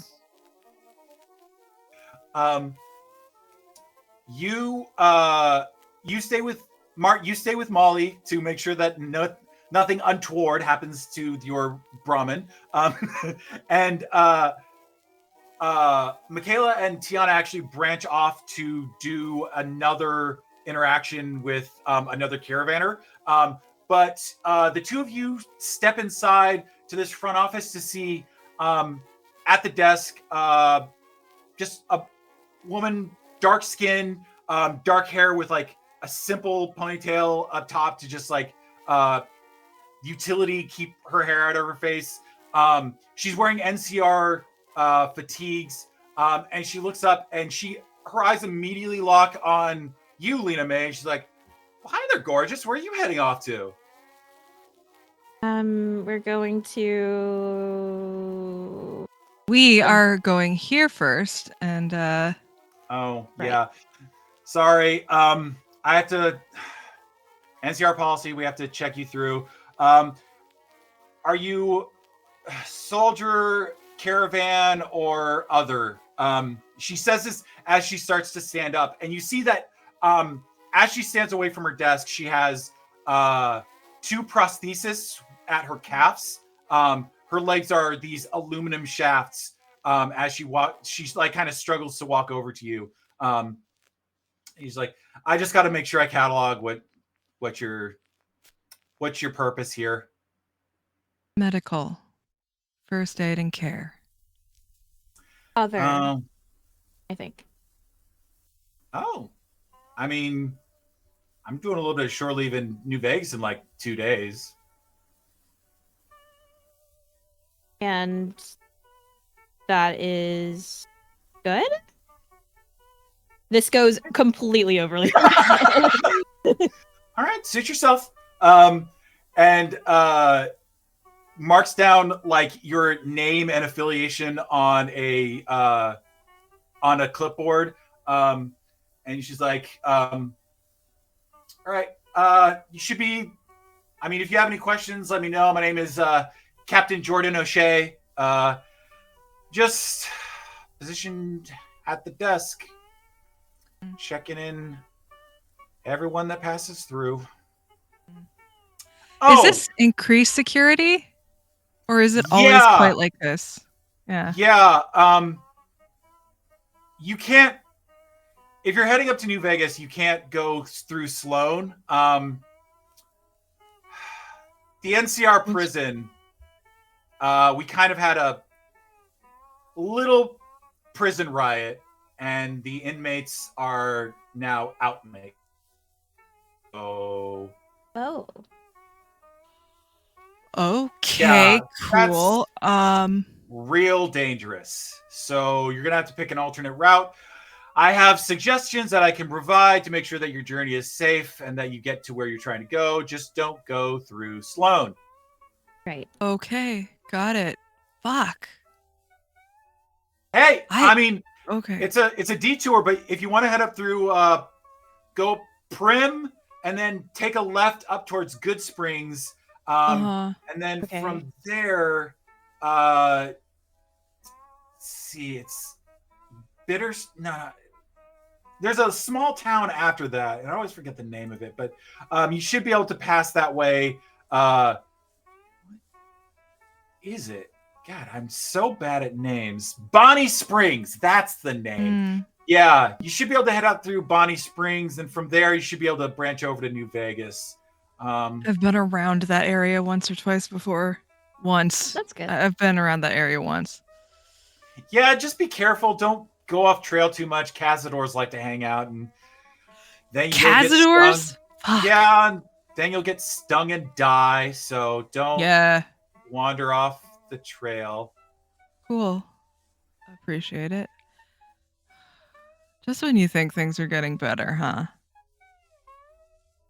Yeah. At least there is another route. I mean, I guess prisons just aren't what they used to be. Well, yeah, we just don't have enough people to make sure that they're running right. Yeah. NCR. Yeah. I've noticed it's been getting thin in places. Yeah. I mean, she points down to her legs. At least we won. I hope you have a good leave. Thanks. Yeah, do lots of I guess is it good to say go gamble or is it bad to say gamble? But then again, what else are you gonna do in Vegas? I guess eat? See shows? Do they still have shows? Yeah, there's shows. Yeah, there's. I mean, they're usually on like shadowy corners, and you usually have to be really careful about who's around you and everything like that. But there's shows. Sure. The more you know. Anyway, we're gonna take this information and meet back up with the rest of our group. With the light of the glittering stars. That'll be He's easy been out to there find. singing the whole time. Next to the office where you checked in with the captain, there's a little cantina. And it's a cantina for those who need to, wait for clearance or need to pass some time, or for perhaps those who are waiting for their compatriots. And Boz, you hear the loud singing of a Mr. Handy outside of the cantina that could only belong to one Mr. Handy. I think Arbaaz is going through more of his memories and just goes, how am I going to greet my friends? Hi, Sierra. How you doing? That's not how you speak to anybody. And then hears Mart's voice and it goes, I do not think a side effect to long-term memory loss is hallucinations. No, that's real. That's real. That's real. That's real. And I get up from my seat at the cantina and walk over to see if I do indeed hear a Mr. Handy. You walk outside to see the exuberant Mart serenading this entire outpost as Sierra and Lena Mae step out, and essentially you run run right into each other, having not seen each other for probably, I mean, for Sierra, it's month. been a month, but for Lena Mae and Mart, it's probably been 3. Yeah, you like Arbaaz probably looks a little different to Mart and Lena Mae with the longer hair and the scruff. But like Ah! You're You're here. What the hell are you doing here? You don't go here. Hi. Well, I typically Wow. don't belong here. And you see that he's so happy, he's so pleased to see everybody here. And you see that Arbaaz kind of looks at you and goes, Julie sent me here. And yeah, it's not great. Oh no.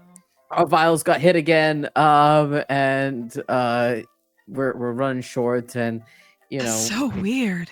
it's weirder. It's weirder. Because we had the fiends. The fiends are the ones that hit us. Actually, it's weirder than that. That is weirder. Mr. Asgar, don't you Mart? just look quite exceptional? Like you blend right Thank into you. the scenery. You look so different. It's so cool.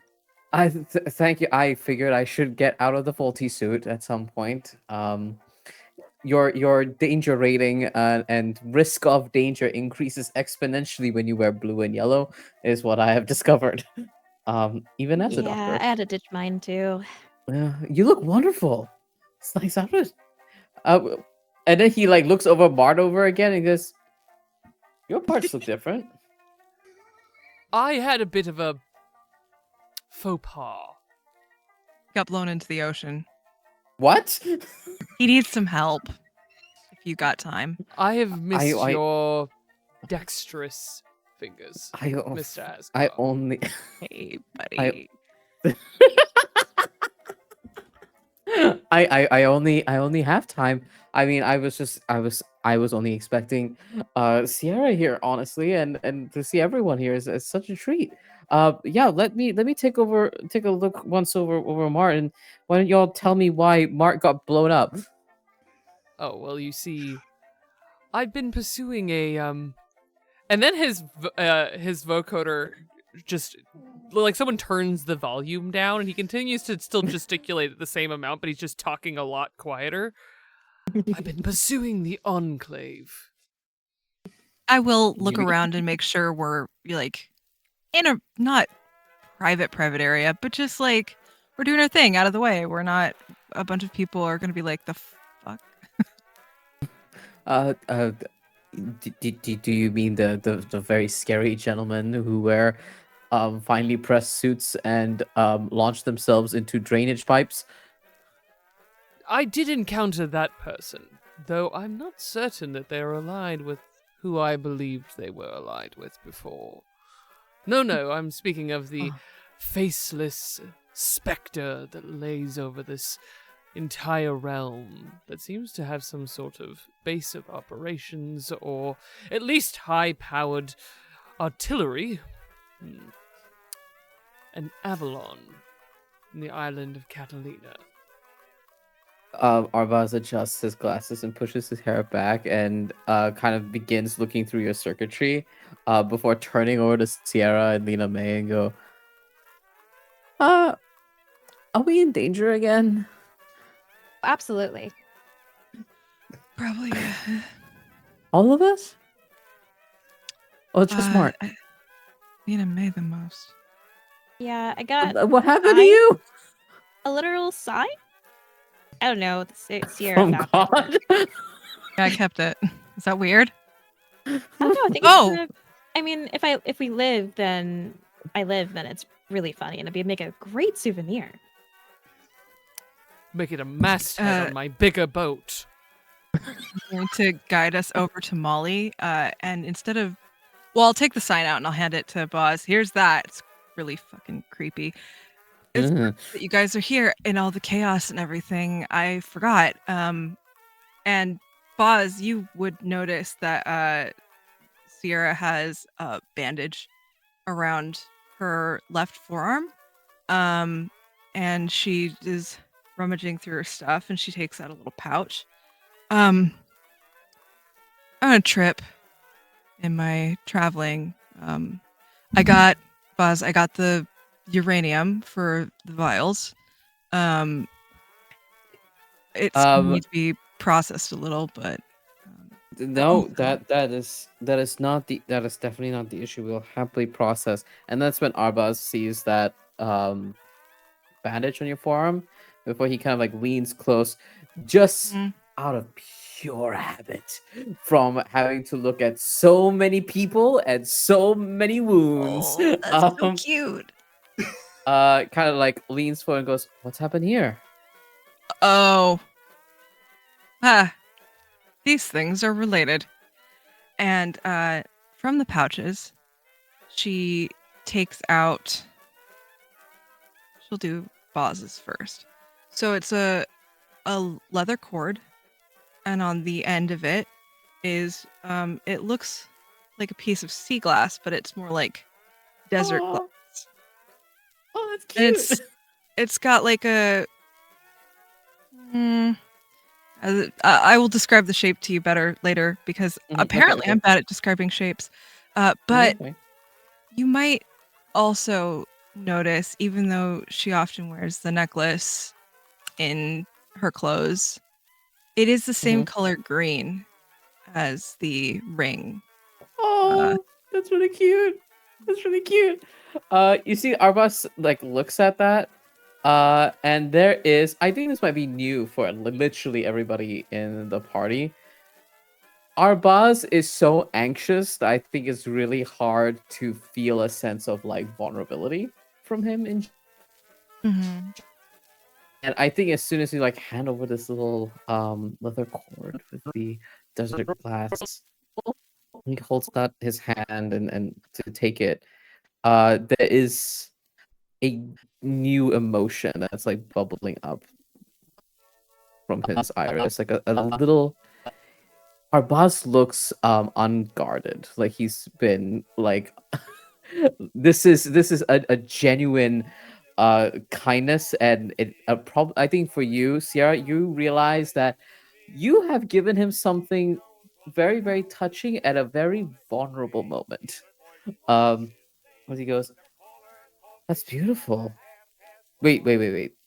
Looks at your bandage. Looks at this. Did you make this? Yeah, I did. This was from. I think I might have mentioned once. My mom was a glass worker, No, you have mentioned, so yes. I got a chance to try it out. I'm bad at making bottles, really bad at it. And did you know that melted glass is the hottest fucking thing you've ever felt in your entire fucking life? Yeah, I so haven't the experience, no, but no, you don't want to.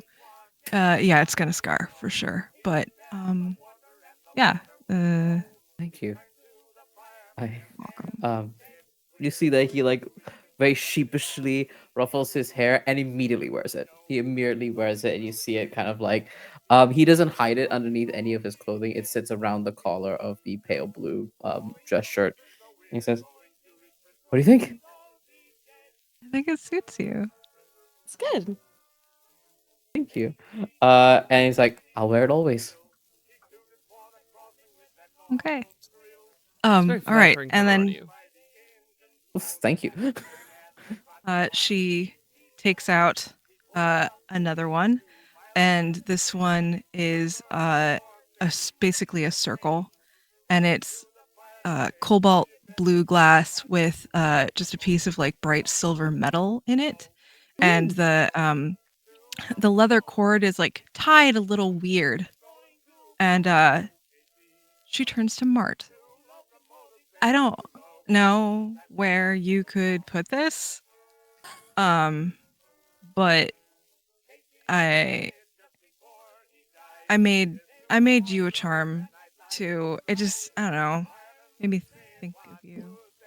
Mart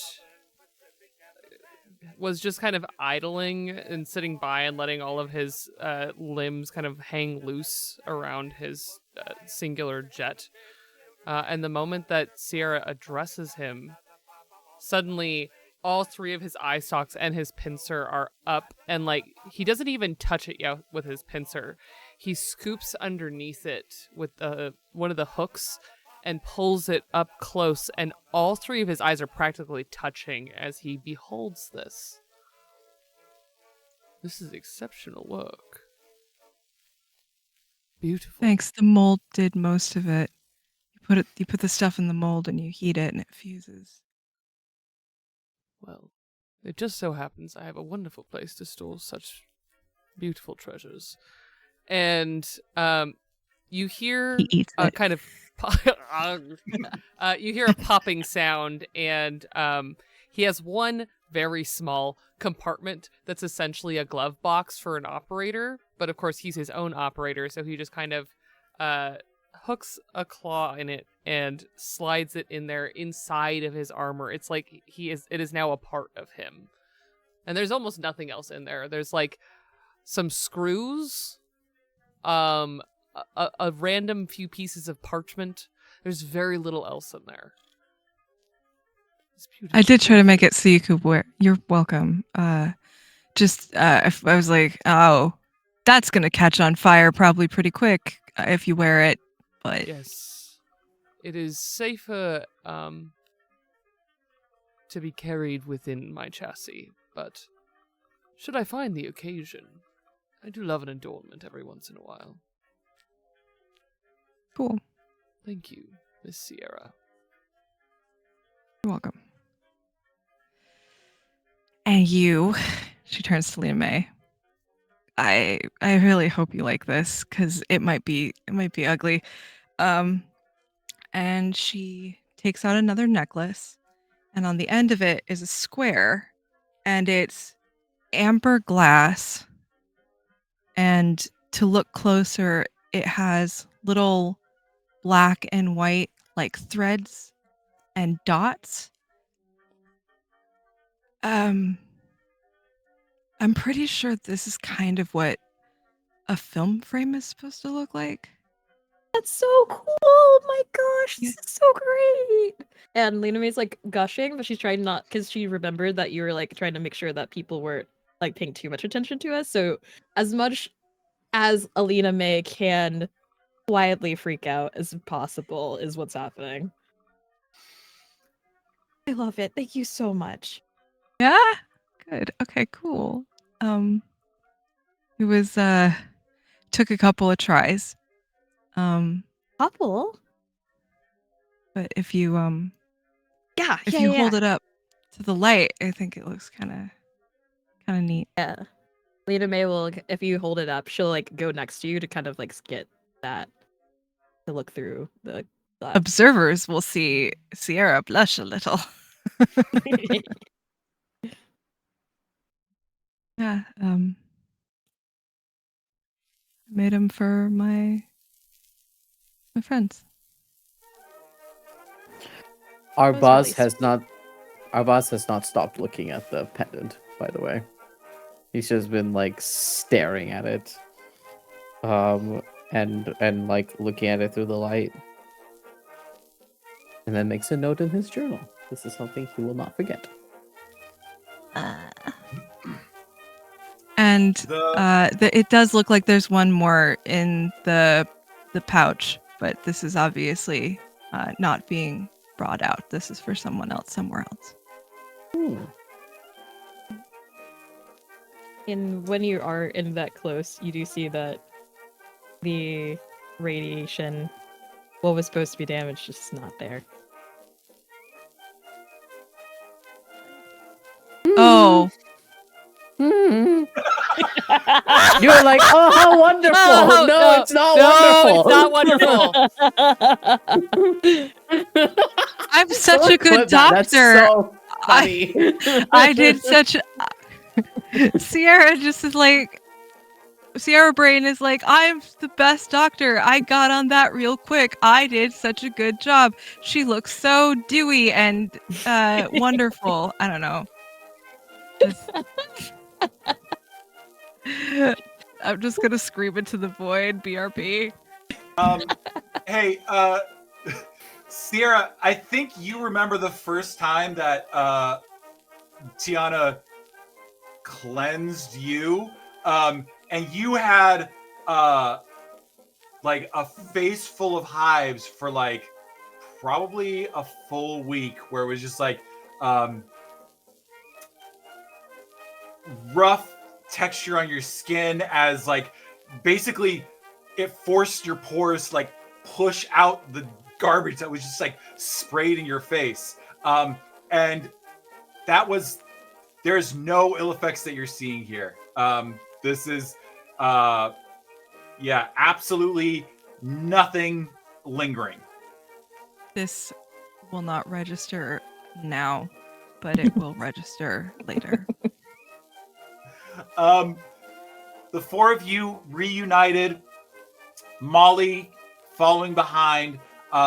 You all faithfully take off. You wave goodbye to Michaela and Tiana as they head east toward Searchlight, and you guys kind of head in a north direction that's going to branch off as like you pass by Prim and you see Bison Steve, like the big old pre-war hotel that has the rickety roller coaster that's completely fallen apart. I take Lena Mae to see the death car. Death car? Yes, the death car. We go do that.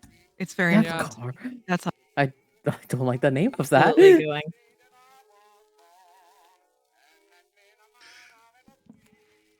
To explain real quick, the Vicky and Vance Casino is based on the Bonnie and Clyde thing. So they have the Bonnie and Clyde death car that you can go see, and that you can also see this at the Vicky and Vance Actually, Casino. at State Line at the real casino that it's based on. Yes. This is so funny.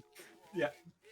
So you see the old chrysalis vehicle still riddled with the bullet holes that absolutely just killed Vicky and Vance. It's a strange monument to the heyday of crime, as they, have the display. Unfortunately, the display cases are empty. There's apparently usually like garments that are worn that on the mannequins, and actually Vicky and Vance's gun that they would have used in the crimes that they would have perpetrated, but unfortunately lost to time. Who knows where they could be? And you all, after a brief stopover, venture north. You pass by the Gene flight school, but instead take a left. Instead of heading up the dangerous route toward the NCR Correctional Facility, take a slight detour up towards Good Springs, and you kind of come up this rise into this small town with that like close-knit feel of like a bunch of folks who just kind of live at the edge of civilization. You see a young woman there with her dog and a varmint rifle in hand, waves at you. Hi, welcome to Good Springs. Hello. Hello. Hello. I have a For question. good things. Yeah, what is it? Is your spring just the one that's nearly outside of your city, or are there more springs in Good Springs? Oh, there's a couple of springs you can pull from, but that's the main one that we usually, get most of our water through. And Mart has been pondering on this like silently the whole walk up the long stretch of highway. This motherfucker. The spring, how good could it be? Exactly. I was expecting some sort of result. Instead, it's just those giant things lumbering around. Please excuse my rude friend. He is a robot. Oh! I have very little As you say expectations. as you say that out loud, you hear a kindly electronic voice buzz about behind you, and you turn to see a large, bulky metal unit with a singular tire that it rolls around on, big shoulders that have like arms that come off of it with clampers on it. And in the center of its chest, instead of a head, it has a monitor, and on the monitor has like a CRT display of like an illustrated cowboy face. Well, that ain't too kind to say about us robots. I think we contribute mighty fine much to this here culture. I would agree. Thank you. You're tall and far from home. Well, peculiar thing Far to from say. home. My name's Vic. I inhabit this here Good Springs. What brings you all through here? Well, hello, We're Vic. we're doing some traveling. Just Uh, passing through. Oh, your path. Well, rustle me up some cattle. Where you heading to? Well, to the city of bright lights and sin. Oh yeah, they shut down Sloan because of all them convicts coming around and killing people. Yeah. eventually, we're Yeah. gonna get to New Vegas, which is the only place I've seen guys who look somewhat like you, though Well, pretty what do you mean different by in the that? face. Model? Is that rude to say?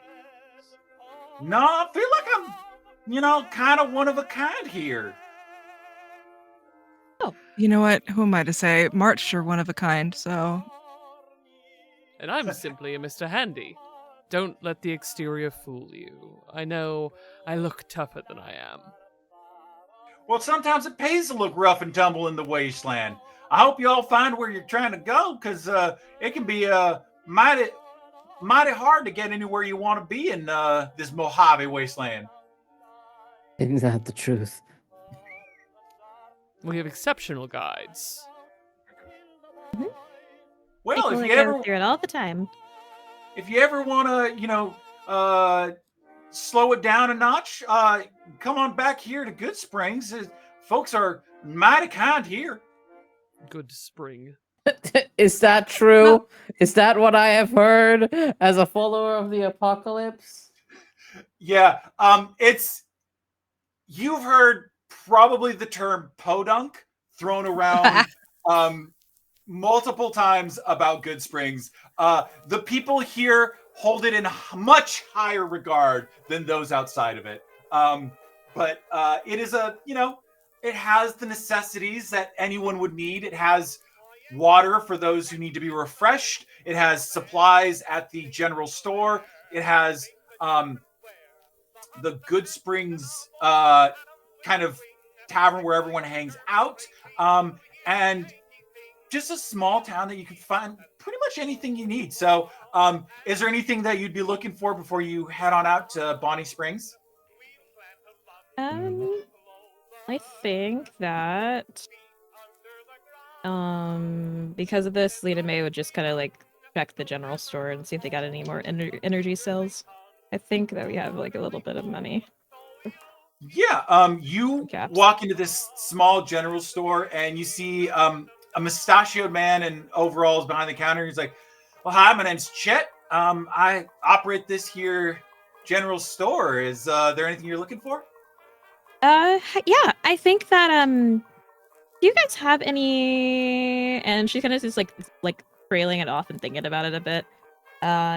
Any energy cells? Yeah. I think we've got some in the back. Let me go get those up.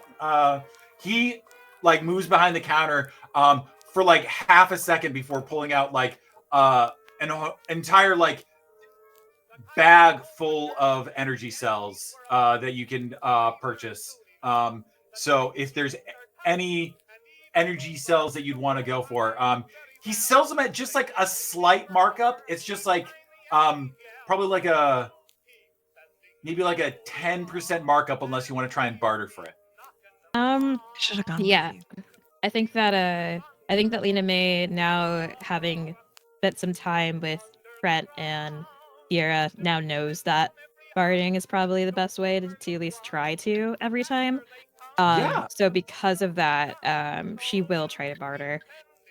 Well, you see that I was just kind of noticing that, like, around the Good Springs area, I just didn't really see that much people with energy weapons. So I would happily take those off of your dock if you like. But I think that the price is just a little. Maybe we can come to like a compromise. I love that your angle on this. So I had Chet roll, and I have a number in my head, but I'm reducing it by 1. So go ahead and make your roll. Cool. All right, we got. Okay, what is my under here? Charisma. Okay, we got 1 success. He sucks at his teeth, and he's like, yeah, damn things don't really move. No one's rolling up here with a laser pistol or anything like that. I'll tell you what, I'll give you store discount, but you better tell everyone that we charge a fair price here. Of course. I mean, for everything else, like, you got your 10mm ammo, you got plenty of food and other stuff. That makes sense. So, if anything, then I'm just supporting the business. So happy to help. Gotcha. Well, let's see. Energy cells run at where is it? It's not showing me, and that's fusion cells. They cost. They usually cost 3 caps each. He'll knock it down to 2 caps each. Cool. Yeah, I think that what she'll try to do, and I'm trying to find the price. I'm so sorry. Was trade it for the switchblade that she got that she never uses ever. So I was like, wait, she never uses this thing. So that's partially why. Yeah, let me look that up, see if I can find a appropriate price for it. Where are you? Okay. Yeah, switchblade usually goes for 20, so you can pick up 10 energy cells. Yeah, I think that's a good trade for her. Yeah, absolutely. He makes the trade easy. You come away with 10 energy cells. Ooh, yippee! And bye switchblade that never gets used. As you wrap up business, is there anything else that you'd like to do? Yes. Because I don't think Mart has ever seen a Securitron before, and our friend Vic was very friendly. I think Mart just casually tries to find ways to ask him about, make and model and things like that, but also just tries to. I know it's not hard to butter him up. Me, Kai, is aware of this, but he is trying to figure out what the landscape is for why he is out here, because Sierra did seem a little suspicious, and though Mart doesn't fully understand, can follow a lead. Yeah. Go ahead and give me a speech charisma roll. Oh, you're speaking my language now. Let's see here. If this is an opposed test, I do have smooth talker. Just putting that out there. It is an opposed test. Well, then it's a good thing I can reroll 1 die. Okay. Heck yeah.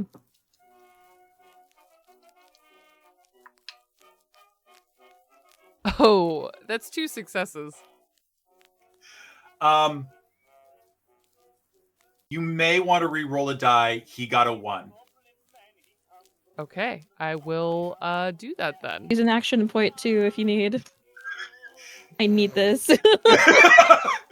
It does not save us. It's fine. I know. I'm just like, listen, I want to break Fallout New Vegas right now. Let's go. What'd you end up getting? It ends up being 1 success because the other one. No, it's still. Is it a tag skill? It is not. Oh, it is a tag skill, but I didn't roll under my tag. I rolled. Okay. I rolled a 6 and an 8, and then I re-rolled the 8, and it's a 12 now, and the 12 is not good enough. You are like trying, and like he's talking with you freely. Oh, I mean, I ain't nothing but a cowpoke sort of fella that just found a good place to park his horse at. So I mean, ain't nothing too fancy about me. Incredible. It's so nice to see another free spirit out and about. Oh, well, thank you. I mean, I want to make sure I get that free fresh air. Don't gotta pay a bottle cap for any of this. This is just good old fashioned wilderness survival. Wilderness survival. That sounds quite exciting. And I think Mart just takes it as friendliness, and I doesn't even see any obfuscation in it, genuinely. Like, he is so taken by our friend Vic that I don't think that he even really notices that he's been kind of slick. Yeah, unfortunately, like you're not recognizing the subroutines that are just beneath the surface of this conversation, where immediately he's diverting from whatever you are talking about to something else every single time. Mart loves a conversationalist, so that doesn't surprise me at all. You're unfortunately unable to get anything from Vic. Was there anything else you wanted to accomplish before you moved on to Bonnie Springs? Sierra's gonna check for just like extra medical supplies that can be spared. Literally what Arbaaz is doing as well. Once she finds out where Doc Mitchell is, she'll be like, "Hey, Boz, do you want to come with me to get this stuff?" Oh yeah, absolutely. You find a house up on a hill, fairly good condition for being out in the wasteland. It looks pre-war, but you give it a little knock. Shorter man, bald, graying hair at the temples, bushy mustache, shows up at the door. Is like, well, what seems to be the trouble? I hope I could help you today. Hi, I'm Sierra. This is Arbaaz. We're followers of the apocalypse. So. Oh yeah, I heard of you fellas. What seems to be troubling you this afternoon? Well, actually, I was just wondering if maybe, given that you're a smaller town, if you had some supplies or medicine that you could spare. We're traveling and need all the help we can get. I appreciate that. I know you're doing good work out there. It's just I don't get many supplies coming through here. I'll give you what I can, but unfortunately, I'm mostly relying on what I can cobble together myself. He'll like turn around, go to a back room, and he'll come away with, I'll give you a Radex. I'll give you 2 stim packs. Ooh. And you know what? He'll also give you, I know you're right next to the spring, but he literally just gives you an old bottle of water, and he's like, I know, but I want to make sure none of you get heat stroke out there on the road. No, this is greatly appreciated. Have you been having trouble with suppliers or any other peculiarities? I mean, usually we're out of the way enough that people don't trouble us, but them fiends are really branching out. I can't. Fiends, you say?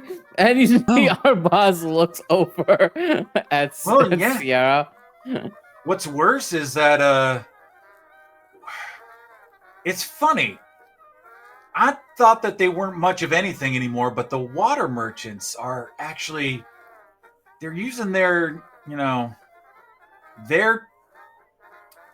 chutzpah, and they're getting people to divert away from us. So we're not getting what we need from caravans, and what caravans are getting through are getting knocked over by the fiends. It's a weird conundrum. I mean, I'm doing what I can, but I'm not going to go out there with pistols blazing trying to fight my way and get the.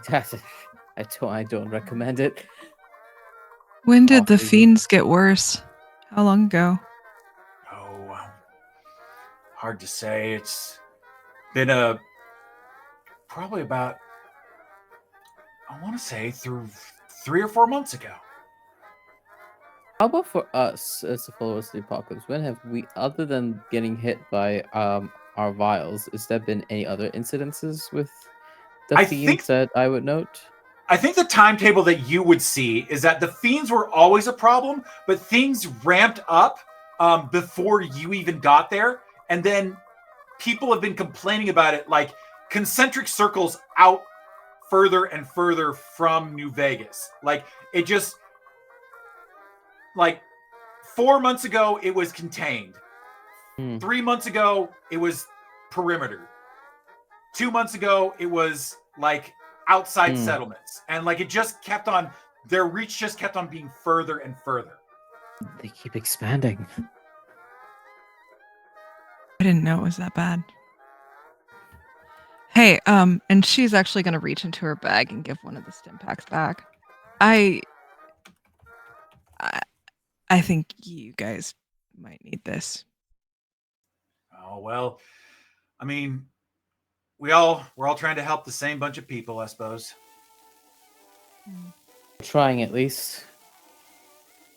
But, you know, we're just a band-aid over a gaping wound at this point, it feels like.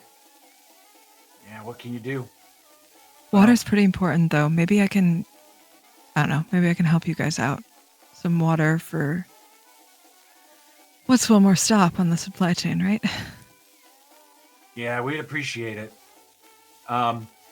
Well, careful on your journey up to Bonnie Springs. Them cazadors can sometimes show up and just be a nightmare. Oh yeah. Do you know anything about poison, like plants that we could use or anything like that? There's some old traditional cures. Not as reliable, but I got some formula I could hand down to you. And he passes you the formula for healing powder. It's a very simple mixture of 1 Brock flower to 1 Xander root. You grind up the root and mix it in with the petals of the Brock flower, and you're able to get something that is a bit of a salve, but it's a holdover for when you can get better medicine. It is the same stuff that goes into stim packs, though. It is the very same. It's just, got to get a little process in it. And the raw stuff burns a little bit when you put it on. Good to know.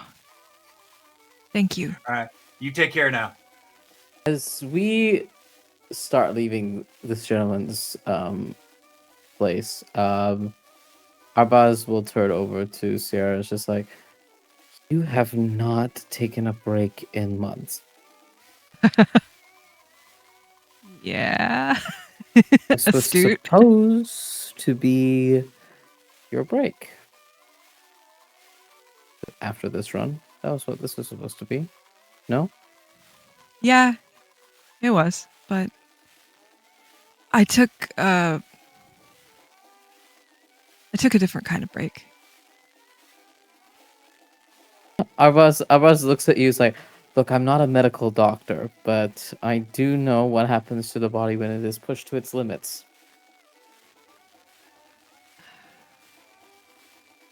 I feel like I always feel. Tired and overworked. Used to it, though. At least. Okay. Well, Eh, it's good. It's good to have the gang back together at least, yeah? Yeah, it is. I was scared shitless when I found Mart. I thought we weren't going to be able to turn him back on. Strung up with a sign and waterlogged. Yeah. And someone's after Lena Mae. I don't know what to do. Sounds like business as usual for us. And, I am not a huge fan of the danger that we coalesce around each other all the time. It'd be nice to have a reunion without the threat of imminent danger, but we survived once. Yeah. And look, you're here, which I'm proud of you. I'm here. I left our clinic and I traveled here by myself. How are the implants coming?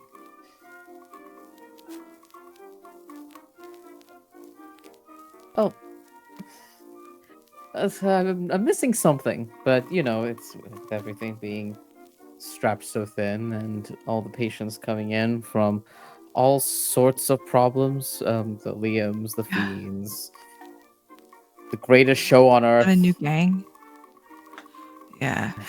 Stupid gang name. Arbaaz is lying to you. That's true. It's a half-truth. He is finding it hard to focus with all these other distractions, but that's not what's wrong with the implants, and you know it. I really thought we would have had more of a chance to work on it together, but Listen, apparently caravanning is in my blood. a 25/8 job for you, it feels like. Yeah, maybe. Well, listen, when things are calmer, this feels like a strange thing that to wish for in the wasteland, and maybe a fool's errand. But maybe when things are a little calmer, we can both revisit the implants. It'll be fine. It'll be fine. We are going to live, survive without extraneous injuries, and at some point we'll fix the implants. I'm so close, so close, which is better than most people in their projects. So That's true. It's just one little thing. Are you okay? Yeah. I'm all right. Everything is happening all the time, and I'm glad to help. But I'm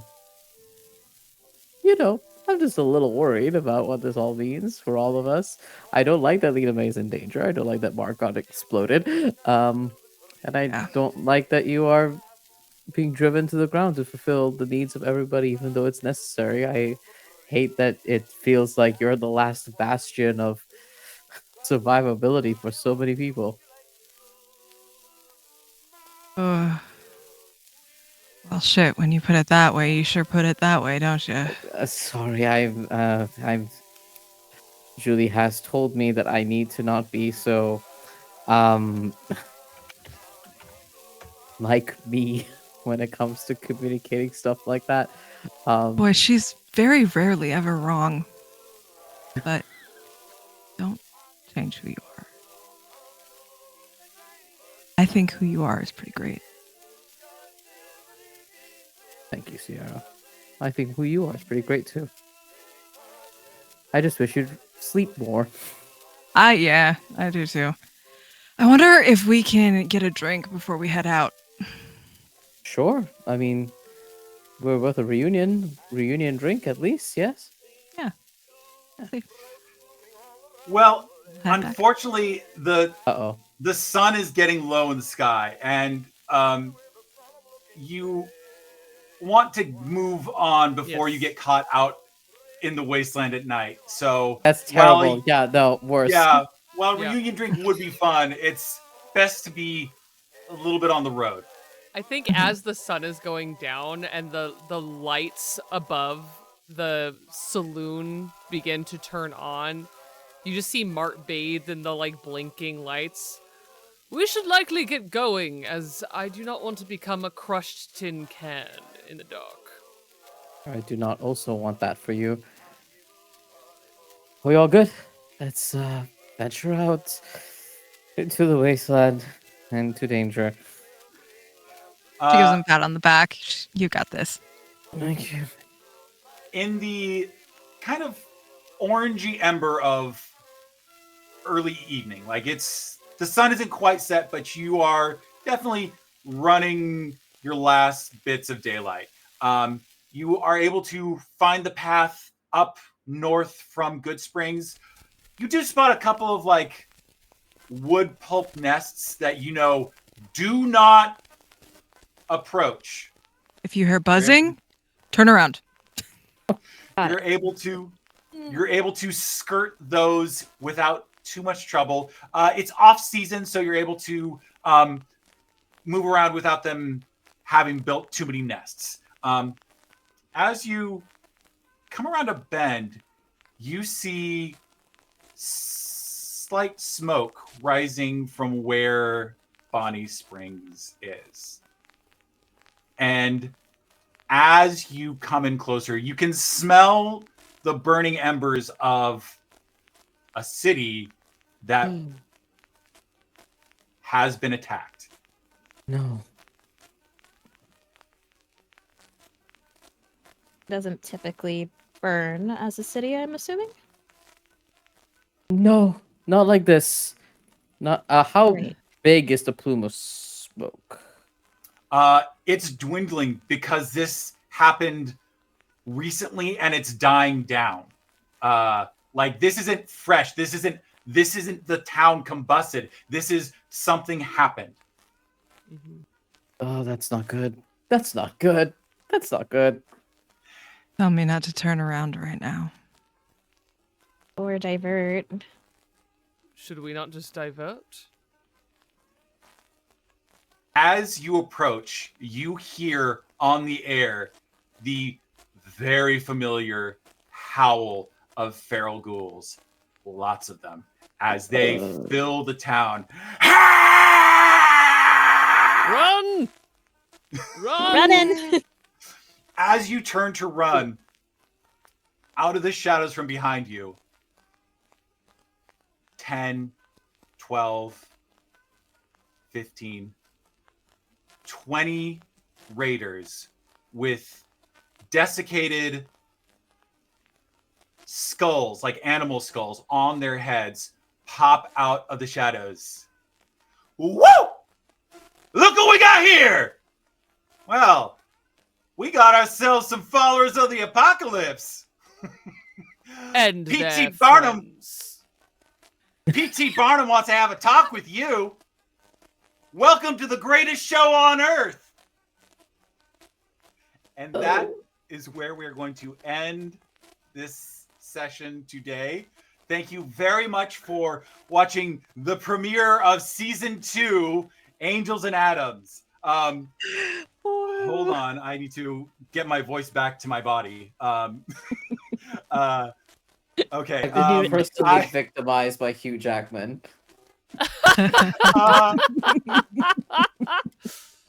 I have been Patrick, your overseer. My pronouns are he, him. You can find me on Blue Sky, places. Anyway, Val, on to you.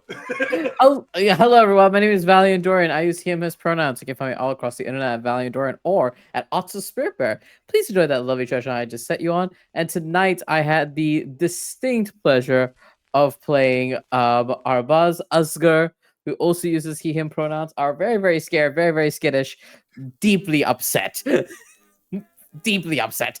But Vault Dweller turned follower of the apocalypse. Things are slowing down for the holidays, but follow my socials to keep an eye on what I'm doing it every time. Lena, how are you doing? Hi, I'm Lena. I'm doing so great. So great. You can find me on the internet at Lena Fisser, like Artificer, Blue Sky, Instagram, and maybe some other places. And I have been Sierra, follower of the apocalypse, an extremely tired gal who has Molly, who is the Brahmin, if you didn't know. And she's great. My pronouns are she, her. Sierra's pronouns are she, her. And boy, howdy, that was a rip-roaring good time. Yeah, and I'm going to toss to Jade. Hey y'all, I'm Jade. I use she, they pronouns, and I was playing Lena Mae Bailey, who uses she, her pronouns. Vault Dweller. Stuff's going on. Stuff's happening. And let me think things. You can follow me on social media at Jade Valkyrie, and I am on pretty much everywhere and announce when I'm doing things there. But I'll be streaming Fallout soon. Actually, I'm just trying to figure out how to mod it for stream. So once I figure that out, I'll be telling people about it. And I think Kai is next. It's me. Hello, everyone. I'm Kai. You can find me everywhere as Estella of Imladris. And gosh, I have so many things coming up, but just this week, you can find me tomorrow over on my Twitch channel, since I think the last time we did the show, I didn't stream on my own. And I'll be doing another episode of my show Seems Right, which is my show about costuming and storytelling. Tomorrow, we're going to talk about how you can wear anything, and I mean anything, in Monster Manual Textile class. And then on Tuesday, you can find me over on Wounded Warrior Project for the not penultimate, but close to, I believe, episode of The Fourth Age, which is our One Ring 2nd Edition charity game for Wounded Warrior Project. It's been a really incredible time, a beautiful journey, and we're coming to the finale of this 3-season-long show. It's such a good time. You can come check us out at 12:30 p.m. Pacific, 3:30 p.m. Eastern time there. And then Wednesday, we're doing another charity thing, and Val's going to be there too. We have a holiday special this Wednesday at 4 p.m. Pacific, 7 p.m. Eastern time for the Doomsayers. You can see Val and I and our buddy Calamity and our incredible, also evil GM. I know it's like part of the title, but come on. The Trauma Man himself, Mr. Chris Cologne, in the Doomsayers holiday special as we play Never Stop Blowing Up with demigods on a train.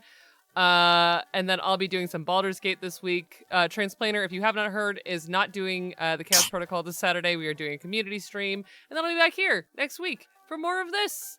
And that's plenty for me for now. Got anything else to say for your crimes, Patrick? Tune in next week. All right, everyone. Tune in next week. We'll see y'all very soon. Good night.